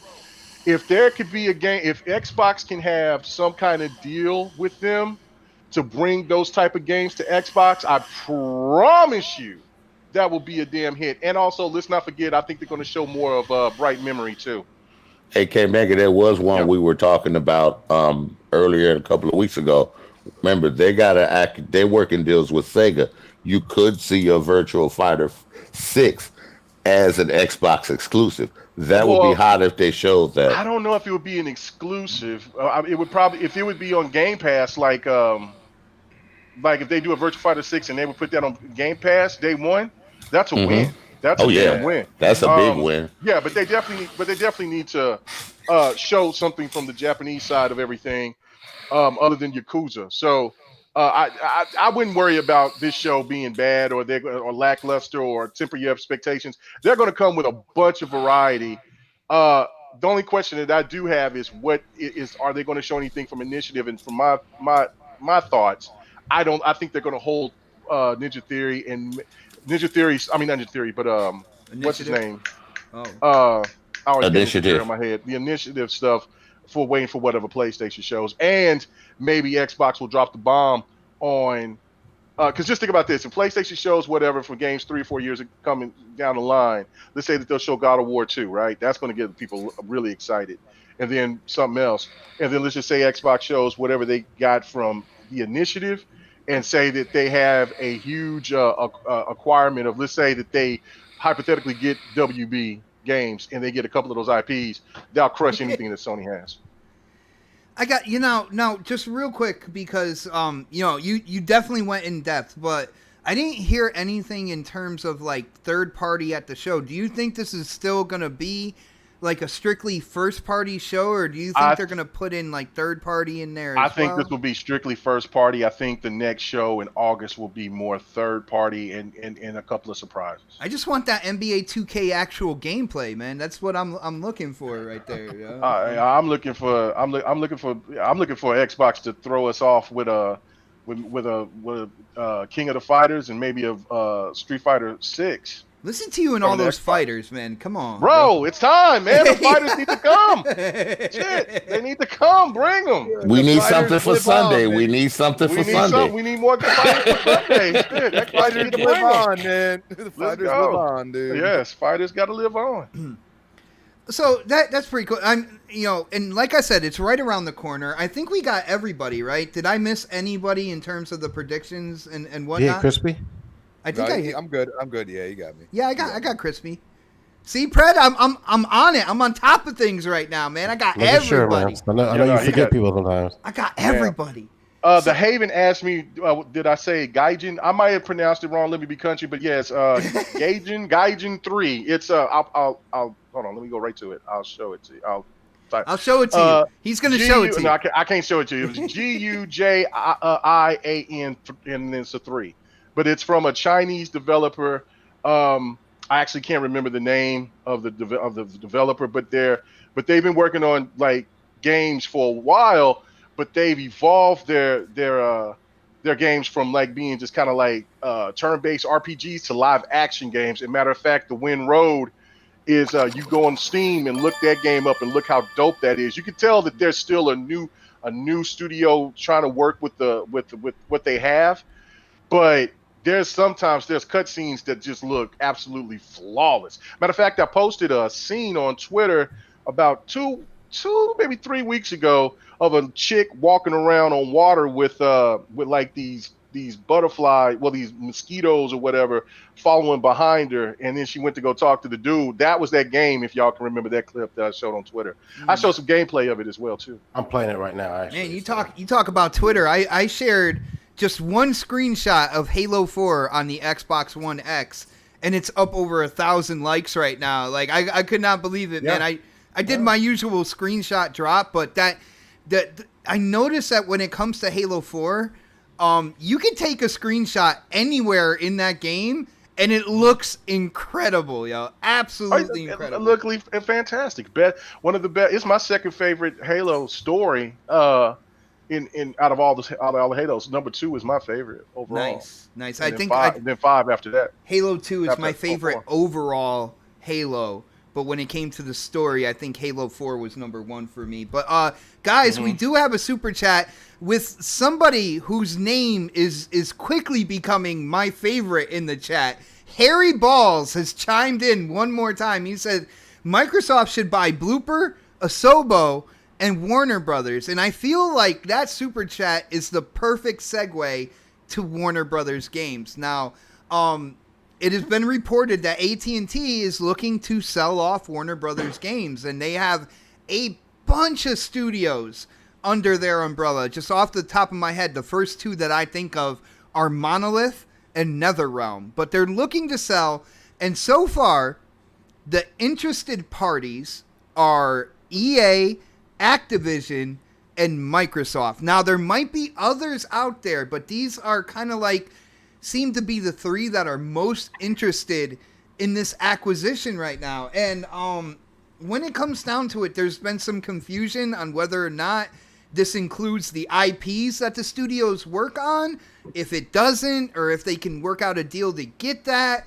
I'm like, I don't really care. Like, the quality within those studios would be good enough for me to kind of like pull the trigger on that acquisition if I could. If I were running things over there at Xbox or Microsoft Corporation.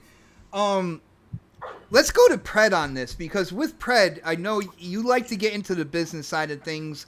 What are you hearing when it comes to Warner Brother games? What do you think about Microsoft being in this pool? Do you think this is something, because I think they want like $4 billion, kind of like the starting point for negotiation here.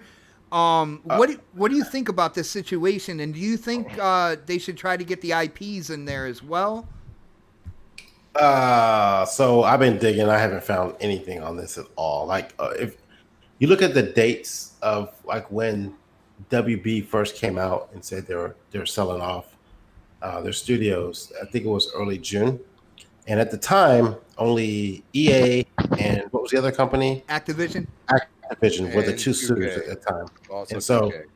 And 2K, you're right. 2K is also in there. So it seemed like to me, Microsoft didn't get thrown out there until a little bit later, right?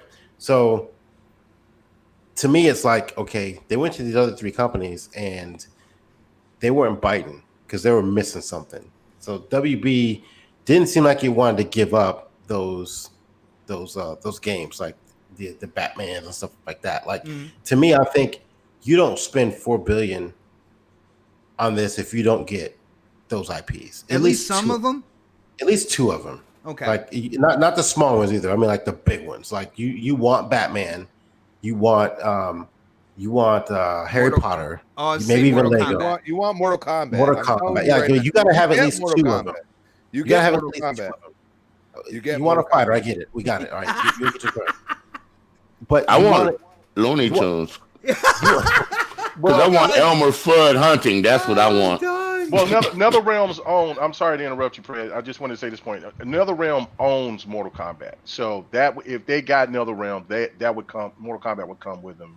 Ooh, but I did not. You want those franchises to come. You want those IPs to come with it. If not, you're not going to get those IPs, and it's almost not worth the $4 billion. Like if it's just like the lower end IPs, then maybe 3. 2.5, maybe. It just depends on what they're trying to sell. And I think that maybe Microsoft if they're at the table with them, they're fighting to get at least a portion of those IPs. Hold on, Fred, real quick. I just want to chime into our brother Christopher Hart. Christopher, I wouldn't want Mortal Kombat to go exclusive. I would be fine with Mortal Kombat going into Game Pass day and date and having exclusive characters. I don't want you, my brother Christopher Hart, cut off from the Mortal Kombat experience. That's all I'm gonna say. But go ahead, Pred. I just think like if they're gonna go this route and they decide to get this company, they gotta have a couple of those IPs, or at least even if they don't get Batman per se completely to them, get a portion of it to them, like financially. Like we have rights to X, Y, and Z for X amount of years. Like there's got to be something worked in with that. And if you get that, if you get Batman, you get Mortal Kombat, you get all their IPs. Fucking 5, man. Fuck 4. Go 5. Sell high, because you'll get that money back. Pred, do you know how many studios are under Warner Brothers Games right now? Because off the top of my head, I think it's like 6 or 7.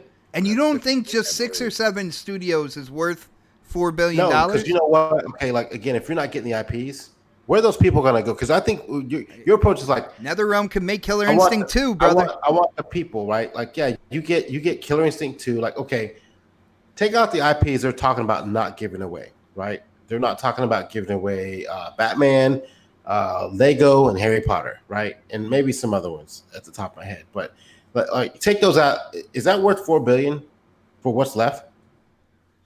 I say yes. Yeah, But, I think so. but I'll wait till my turn to explain why. I don't think we that's can worth do it. a little back and forth here, man. It's like Because I don't know what other IPs they would actually. If you're saying okay. Mortal Kombat, and I don't know the answer to this question, so you can tell me later.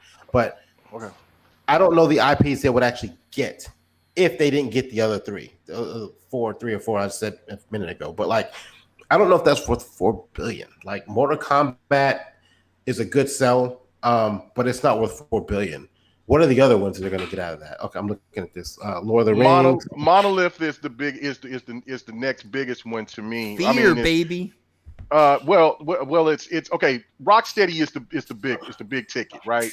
But from my standpoint, it's NetherRealm and it's Monolith and Rocksteady. Those would be the 3. I agree with Pred that look, try to get at least 3 of those studios, even the 4th one, if you could try to get the studio that makes Scribble Knots, because if you can add Scribble Knots to Minecraft, then you're going to make your money back on that already. Damn, but the Haven said 11 studios are under Warner Brothers Games. I'm gonna look right now. But hold on, let me make this point about how important Monolith is. Monolith is in Seattle. Monolith, if you remember when Shadow of War came about, Phil Spencer was giddy about that game. He got to play it first before anybody else did. And that was they had the marketing rights to that too. They had the marketing rights as well. That Nemesis system could change everything with Microsoft Game Studios. Everything. That's why I say Monolith is very important. People sleeping on Monolith, and if you haven't played Shadow of Mordor or Shadow of War, you're missing out on a damn dope ass Monolith game. made one of my favorite franchises when it came to the Fear franchise. So and they made Fear as well. They Yeah, got a lot of IPs. They got a lot of IPs, but I'm saying that Nemesis system, if you add that to like a Halo, a Gears, to whatever that to Hellblade, to what Ninja Theory's doing, to any game. That changes the whole dynamic of what you're doing, and especially gives extra special meaning to that machine learning technology that they're going to be using as well. That's why I say that they're very important. Let me finish. I have a question along these lines, guys. I have a question along these lines. How would you feel if Microsoft paid a little more, since they're dealing with them, to get all the rights to all the DC characters attached to this deal? Now that's something that you're stepping into a can of worms there. I know, but I'm just saying, just to get the rights for them for a game, it would totally make sense, dude. You need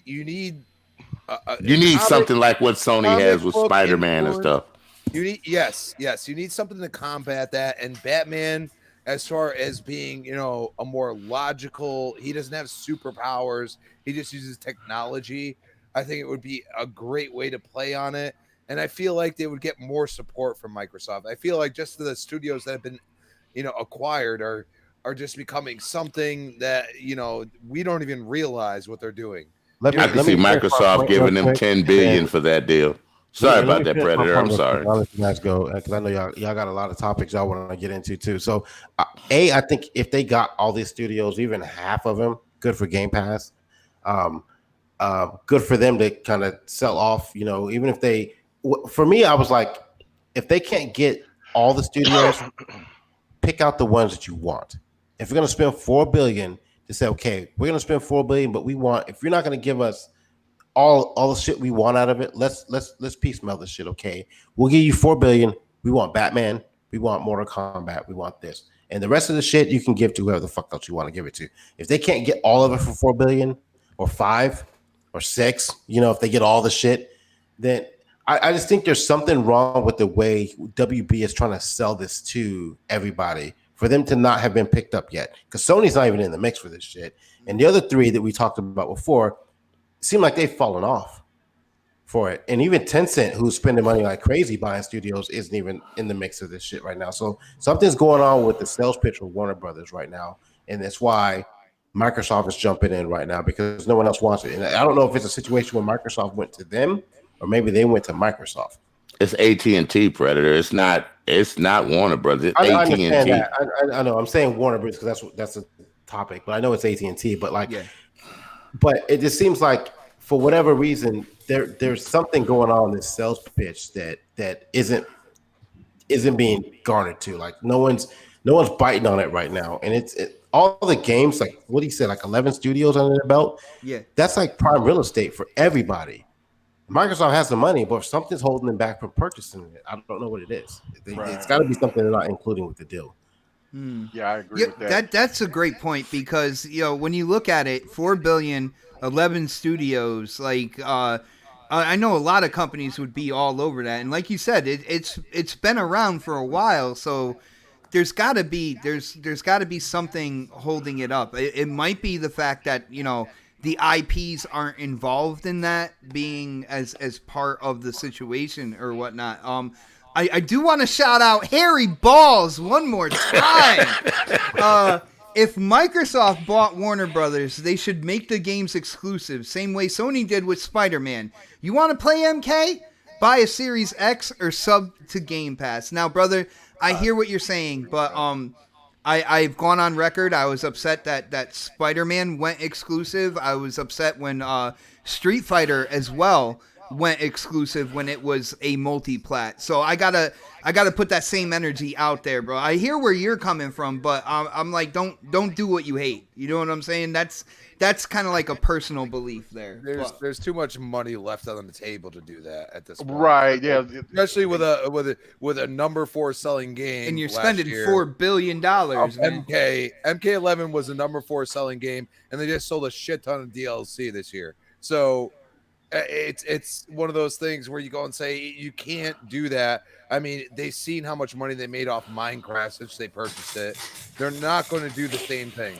They might say day and date in Game Pass, you get it for the $15, you get all the DLC and everything else, but they'll let everybody else pay the whole spiel. You can go and do that. And I'm fine with it. At least you get They did that with Everworld. They made a lot of money off of Sony on that. Well, when you inherit a company, you inherit the problems. Think about that too. That is true. That is very true. Right. And then also, this is also games that are really good for Game Pass, because there's also the Hitman series that they also have. And we've heard rumors about that for the last couple of years. I thought Hitman was IO. I'm seeing right here, W Games. It's got Hitman 2, Hitman HD Enhanced Collection. They got Lego. They got the Lego games. They got Scribblenauts. They got huge. They got Hitman Definitive Edition. They got The Incredibles, and they got a lot of shit. They got mobile. And then they also got games that's mobile too. That's something that would be good for xCloud. So they have a little bit of everything that Xbox is needing to round out their portfolio.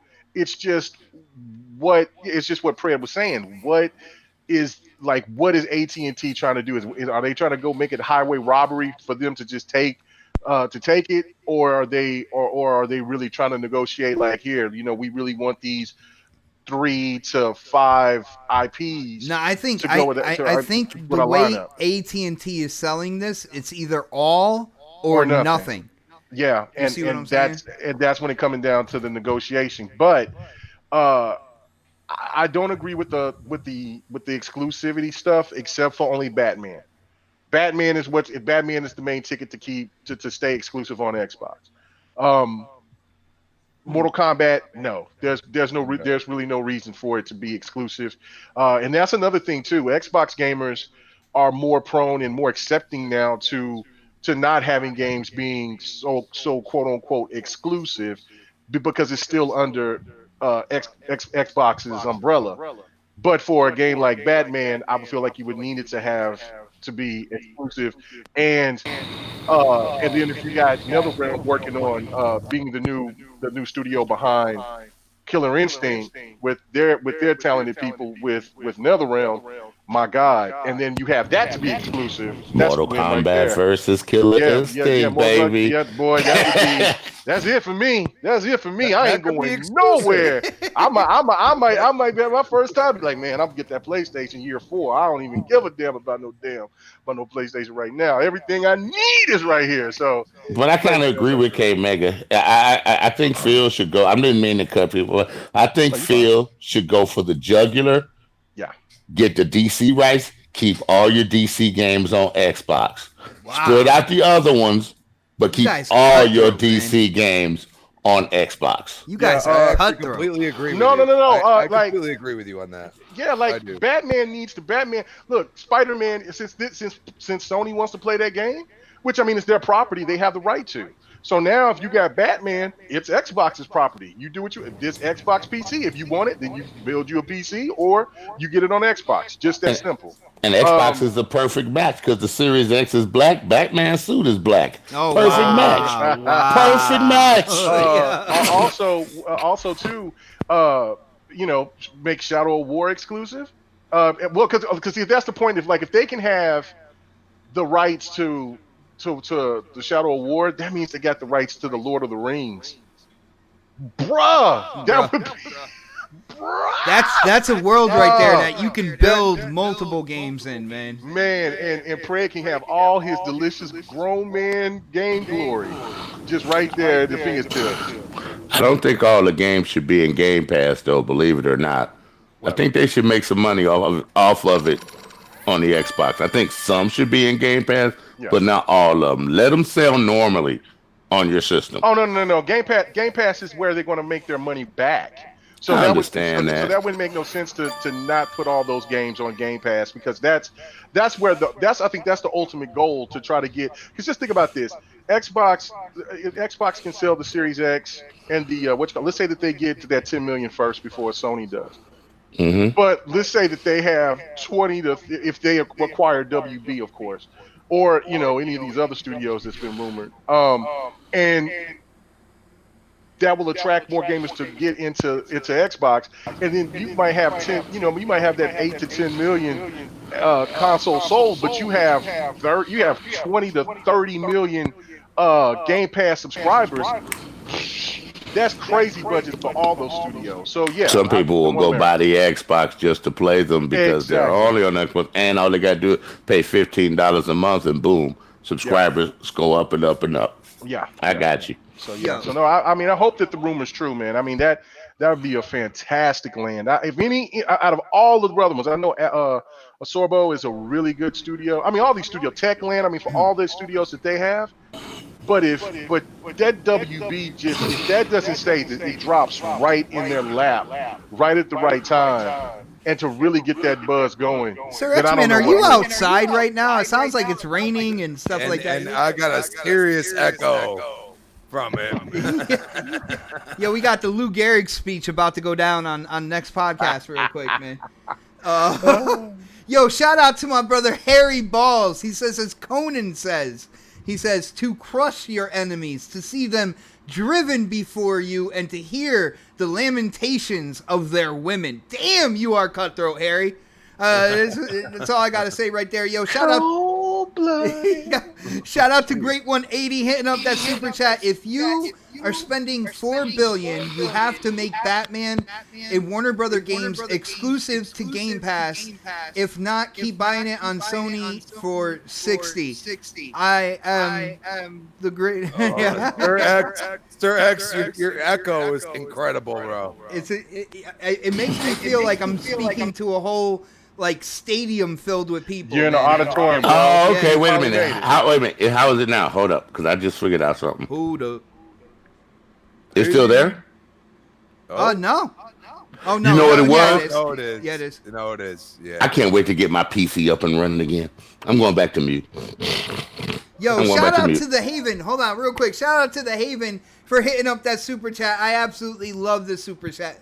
He says, loving the discussion, the diversity in guests, and I appreciate you guys answering my questions outside of the super chat. I am a new subscriber. Shout out to you, brother. Thank you so much for supporting the channel and the show. You know what? That was me that answered, brother man. That was me. So you got to go ahead and subscribe to K Mega if you haven't.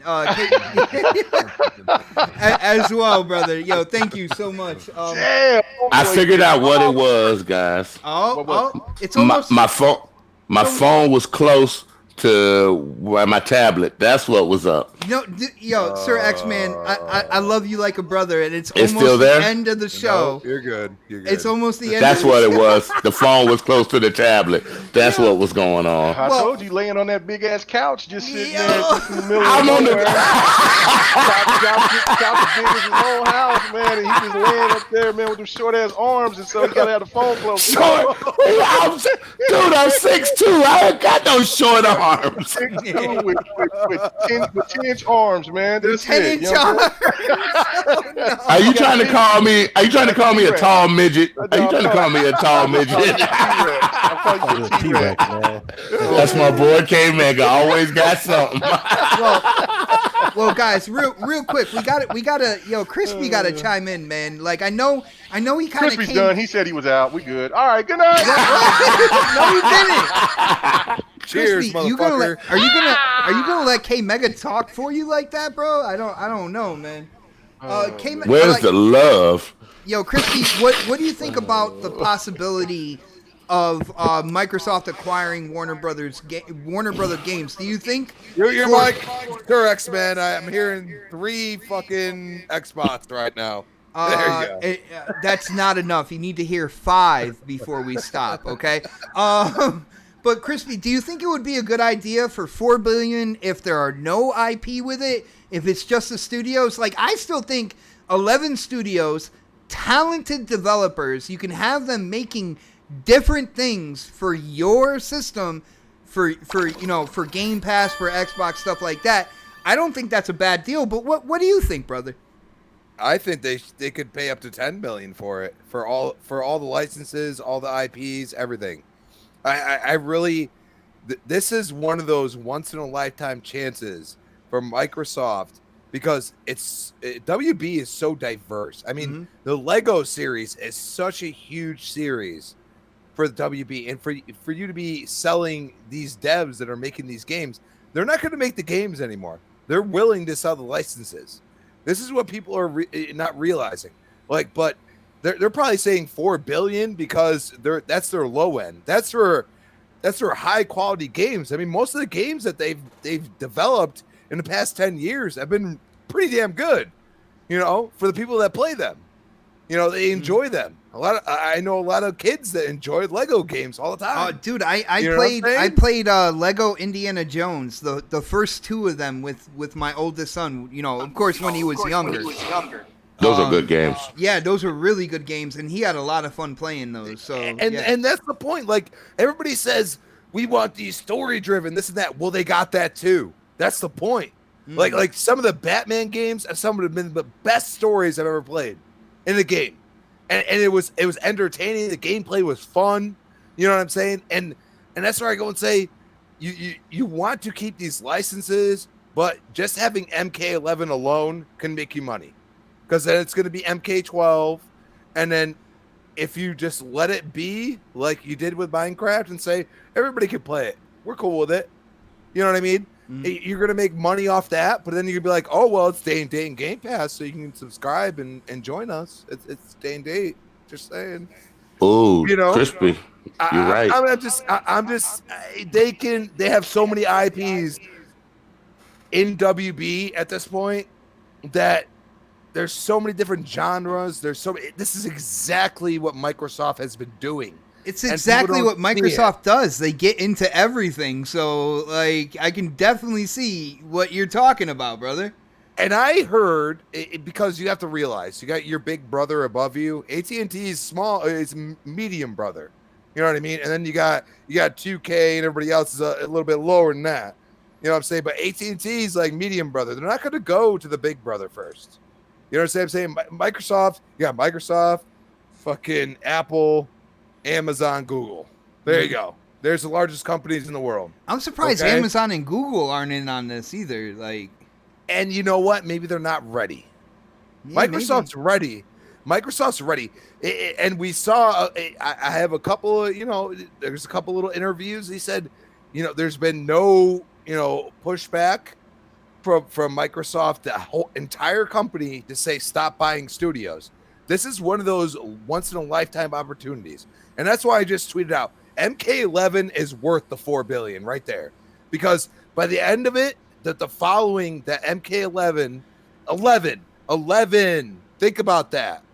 MK continues to have such a following that you're number 4 last year, and you've just went ridiculous. You sold a $40 DLC, and I know hundreds of people that bought it. You know what I'm saying? And if it's 100 people on my friends list, there's a lot more people that bought that. Yeah, no, a lot of people out there, yeah. And so you have that to say, this is day and date in Game Pass. And guess what? On Game Pass, yeah, we're going to have microtransactions. We're going to have, we experience it. You know what I mean? You want a special skin. Yeah, you got to buy it. I mean, we're cool with that because we get to play the game. And then we get the DLC downloaded for the most part, unless it's like a second or third party. But that's where the second and third parties make money too. And it's like, a lot of people don't realize how much Game Pass is involved in the Microsoft ecosystem Crispy, at this point. One downside, and I agree with you on the whole, leave the games where they are and just go day and date with Game Pass. I am on board with you, but I will let you know one of the things within the gaming community, and however important or non-important social media is, if this ever goes down with Microsoft and they do exactly that, you will hear a lot of people saying, oh, look, Xbox is going third party. They're setting up for third party. Look, they got 11 studios, now 12, with Mojang and Minecraft doing multi-plat games. Like, they're going third party, man. Oh, you don't think that? I don't think that Microsoft wants to put Game Pass on PlayStation. Oh, I think they do too. They do. That's the way to get the Xbox games on PlayStation. Only they don't care. Like through xCloud and Game Pass. That's it. They are a software-based company, people. The hardware is going out there for us more than anybody. And then I believe the Series S is actually relevant because they just want you to be in the ecosystem. Yeah, you're a console gamer, but you could buy our console, but you can also play the game on your phone, your tablet, your PC, wherever you want to play. They don't care. And you know what? You could hate that. You could say Xbox is killing themselves. No, they're not. They're making money hand over fist. And that's the point I try to make to people. They don't care. But the beauty of it is they seem, even though it's more wallet-based, they seem more consumer-friendly because they are pushing out games to wherever they want. And I'm going to tell you right now, PlayStation's going to have more pushback on having Game Pass on PlayStation than Xbox would. Because Xbox, all they see is people. I've seen many PlayStation gamers all of a sudden buy an Xbox One X when they got it for $300, and they're streaming on YouTube, and they're like, "Man, I love Halo. Man, I love Gears." And I'm like, well, did you ever try them? Did you ever try? I'm not sitting here. I don't talk smack about games that I haven't played. I just say what I've seen from PlayStation gamers that play them, and I watch them stream, and I'm always honest about that. Because I don't have a PlayStation. Crispy, here's your biggest one from when they do that. I love y'all community. I love your community over here on Xbox. That's the biggest thing you hear, man. Seriously. Oh, well, yeah, I've watched videos of people who were strictly PlayStation who bought an Xbox One, and that is definitely one of the two things I hear. First off, is the community is so welcoming. They make friends really quickly on the system. And the second thing you hear is the quality of the Xbox One X. Nothing but praises for the Xbox One X and how quiet it is, how it performs, how the games look when they're running on it. Those are the two main things that I hear all the time when I watch those videos of a PlayStation guy investing in an Xbox One X. Yeah, it's crazy, man. And it's just a wonderful thing because we're like, especially on this podcast, we're all gamers. We want you to enjoy the games. I don't want MK11 or MK12 to be locked behind Xbox. I don't want that. I want to be able to play with PlayStation gamers. That's it. Like for every game, you know what I'm saying? And that's the way I think. And I think Phil has that thought process, but you have a lot of other shit involved. Mm-hmm. And that's what I love about Phil is that at the end of the day, the way he talks, even in our basically first topic, you know, he is saying that he doesn't want people to be locked behind stuff. And it started with crossplay, and he saw PlayStation kind of, you know, open the door a little bit, you know, just like a little smidge, and said, "Oh, Fortnite's cool, this and that." Well, Fortnite's free to play. I'll tell you right now, I can't earn a skin. You got to pay for everything. Everybody loves Fortnite. You got to pay for everything. I pay for everything. For it. Pay for everything, brother. Yo, trust me, I know. Snaps and one of the twins, Evan, really big into Fortnite, and they constantly they even buy each other skins and stuff like that. It's crazy, man. But yeah, I definitely it is a weird world when Phil Spencer can come out and talk about not locking games behind, you know, a certain platform or not holding games to the new hardware, all these pro-consumer things, and you hear people out in the gaming community, you're supposed to be cutthroat, you're supposed to just think about the business. Like, what is going on? Like, it's so weird to catch. It's not my damn wallet. That's what I say. It's not my wallet. Anything that's pro-consumer, like, obviously they did the numbers themselves. If they can pull that stuff out, like, if they can pull it off, and I benefit from it, why would I say, no, you should go back to the more stringent, traditional way of doing things? Like, that makes no sense. I will throw this one little tidbit out here. I mean, between July 23rd and whatever the August show is, if we see Xbox Live is free, that's a fucking mic drop. That is. Everybody, even if they don't have mics, they'll be dropping mics. They won't even know why. Just across the world, people will put their hand up and just drop mics. Not gonna happen. Not gonna happen. I'm hearing otherwise. Not gonna happen. I don't know. But yo, shout out to our brother Z Black Rider. I've been waiting to get to this because K Mega, you are gonna catch it right now. He in the super chat, he says, "OMG, all this lovey-dovey." He says, "Where are my K Mega foot pics?" K Mega, is that how you've been making money? You know, because the whole work situation. I am a foot model, so there's for, you know what I'm saying, my feet are one of the most beautifulest things you ever want to see. He's got insurance on both of them. my wife is walking. Well, I kind of walked in another room. You guys talking, so anyway, she's in there and look at my feet right now. What do you think, my love? Excuse me, I gotta mute. I gotta go. I've got to go put my face in the toilet right now. I'll be back. I just threw up in my mouth a little bit, man. I swear. You know what I'm saying? Toenails don't look crazy and yellow, anything like some of you guys on the panel. Fred. You know what I'm saying? You know what I'm saying? That stubby looking toes like Sir X-Man. And my honestly, boy Chris only got half a foot. My feet look younger than I sound.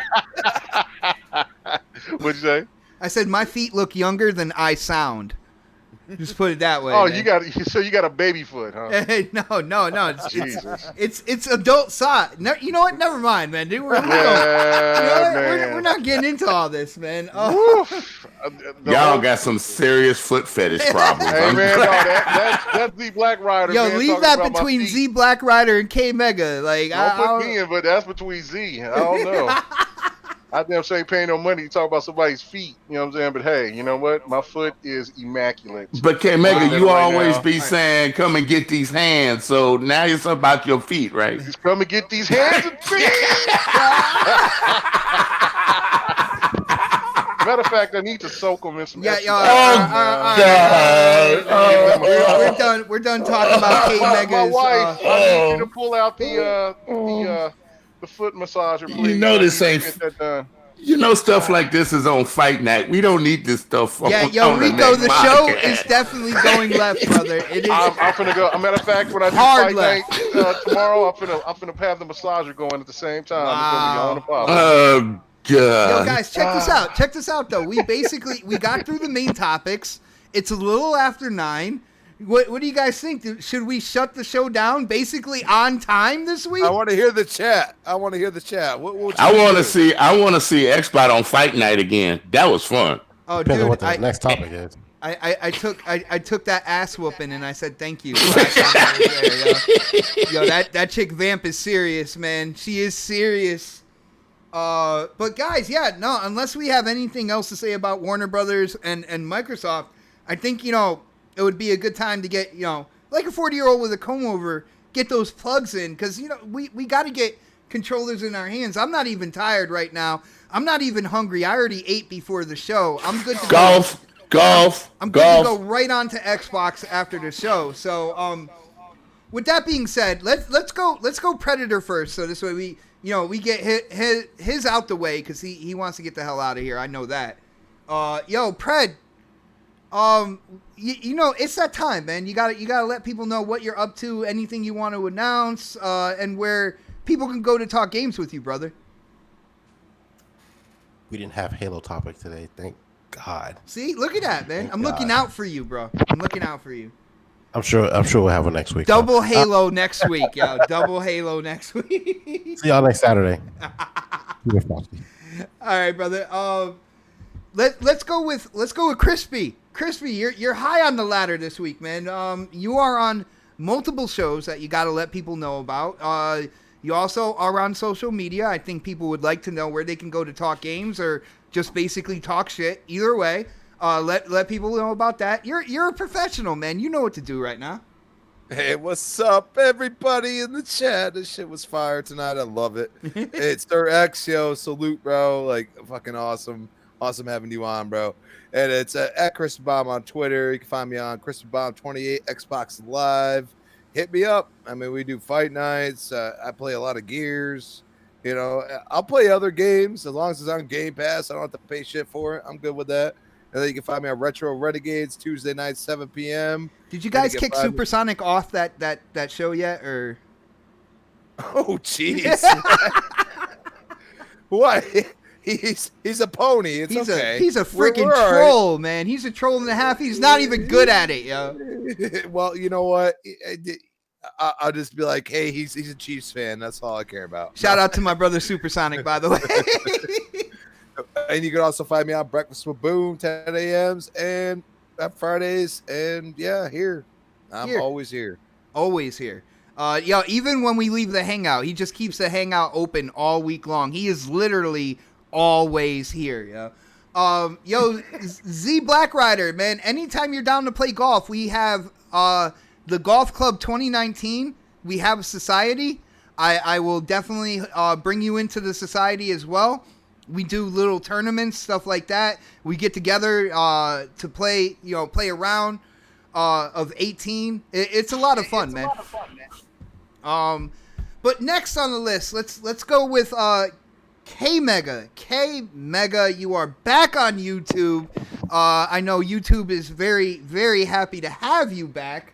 You were on another platform. I don't think we're going to mention names anymore since it is going away. But why don't you let people know what you're up to with your channel, and of course, GRG, brother. Yeah, GRG was doing it live last night. Had a good one. 100 was dropping knowledge. You know what I'm saying? Pastor 100 was breaking it down. I mean, everybody, PK was dropping down facts. Everybody did a good job, man. It was a great show. Hope you guys check it out. Every Friday night for the GRG podcast, you'll catch me here every Saturday. Hopefully here next week, me and Don will be doing Devin the Gamer again, but this time instead of on Mixer, we'll be doing it on Twitch. And speaking of Twitch, me and Don will be playing something tonight. I just don't know what. Golf! But we'll be playing something. Pocket pool duos. What? Golf, What? golf.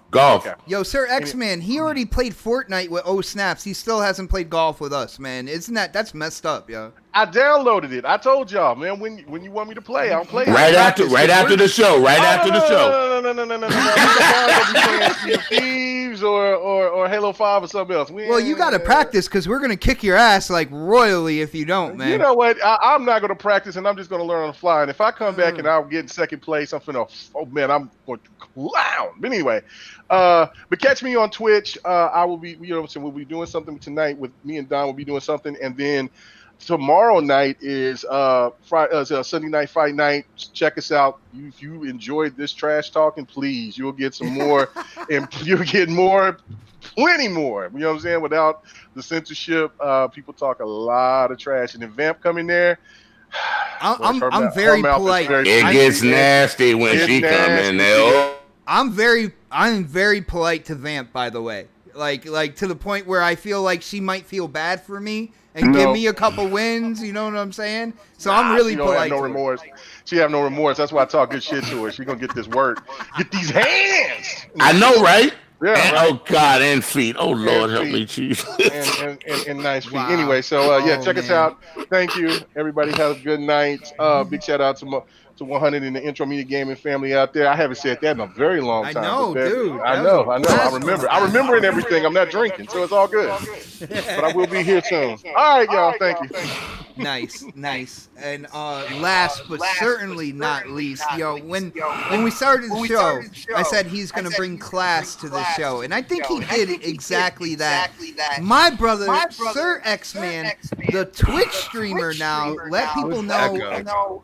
Again, I'm in. I am going to have my PC up and running if I come on this show next time, so this echo won't be there. You ain't never come back. Thank you for this whack performance. Don't say that. Crispy will have flashbacks, man. Don't say that. But no, Sir X-Man, you stream on Twitch. Let people know about that. I gotta say thank you for coming on. You definitely filled in for Dark Optimus. I said you might fill in for him full time, man. I don't know. But no. Hey, bro, I got your back just like I know you got my back, man. No problem. There you go. But let people know about your Twitch channel. Let people know, because I know you're out on social media as well. Let people know where they can go and talk games with you, brother. And I hope that you are down to be on again, because I would love to have you on again as a guest, man. Yeah, once I resolve these issues here. But Marco! Thanks for Polo! He's so stupid. But I'm glad to be in here with my friends. I want to play more games with Predator on Fight Night if he got a game that he can fight with on Sundays. Challenge hopefully accepted. But I enjoyed myself. No. Thank you for the opportunity. Got to hang out with Crispy, K Mega, and Xbot, my buddies. That's all I can say, man. Oh, and Sir X-Man 1 on Twitch. I usually stream on Sunday, or I surprise and pop up in the middle of the evening sometime, just streaming some crazy game that I felt like playing. It's that blueberry moonshine, yeah. I got to get some more of that. I ran out when I played golf with you, bro. I was blasted. But I thank everybody for coming and watch Xbox Show. He has a great show, and keep viewing, keep watching, keep sending it out every week. That's it. Nice. All right, Z Black Rider, that was Sir X-Man that you were listening to. Thank you guys in the chat for hanging out with us. I am planning on doing a live reaction on July 23rd. I cannot wait. I'm working on the graphics for it now. If you guys follow the channel, you know, like, I do all the graphics and everything myself, and I love doing that. So I want to make it look as presentable as possible, all that good stuff. But we will be doing a live reaction on this channel. Tomorrow, I want to do kind of like a 2-screener where I got some type of graphic up on OBS as we're watching the Ubisoft. I don't know who's going to join me. It's going to be last minute. I don't know who wants to join me. But I will be doing kind of like a 2-screen where you're not going to be able to see the Ubisoft show here, but you can watch it and then put the live reaction kind of like on your phone or something like that. And chime in when you think something looks really cool or when you think something looks like trash. But chime in on the chat whenever you want. That's what I'm planning for tomorrow. But thank you guys so much for all the support. I love seeing you guys in here. New subscriber today as well. Shout out to you, brother. But it is Saturday night. Gamers got a game. We got to get those controllers in our hands. So I will end the show the way I do every week. We will see you guys next Saturday for the next podcast. Have a great weekend, everybody. That man said he had baby feet, and this other man said he got little baby arms like a T-Rex. Oh, no. We're out, yo.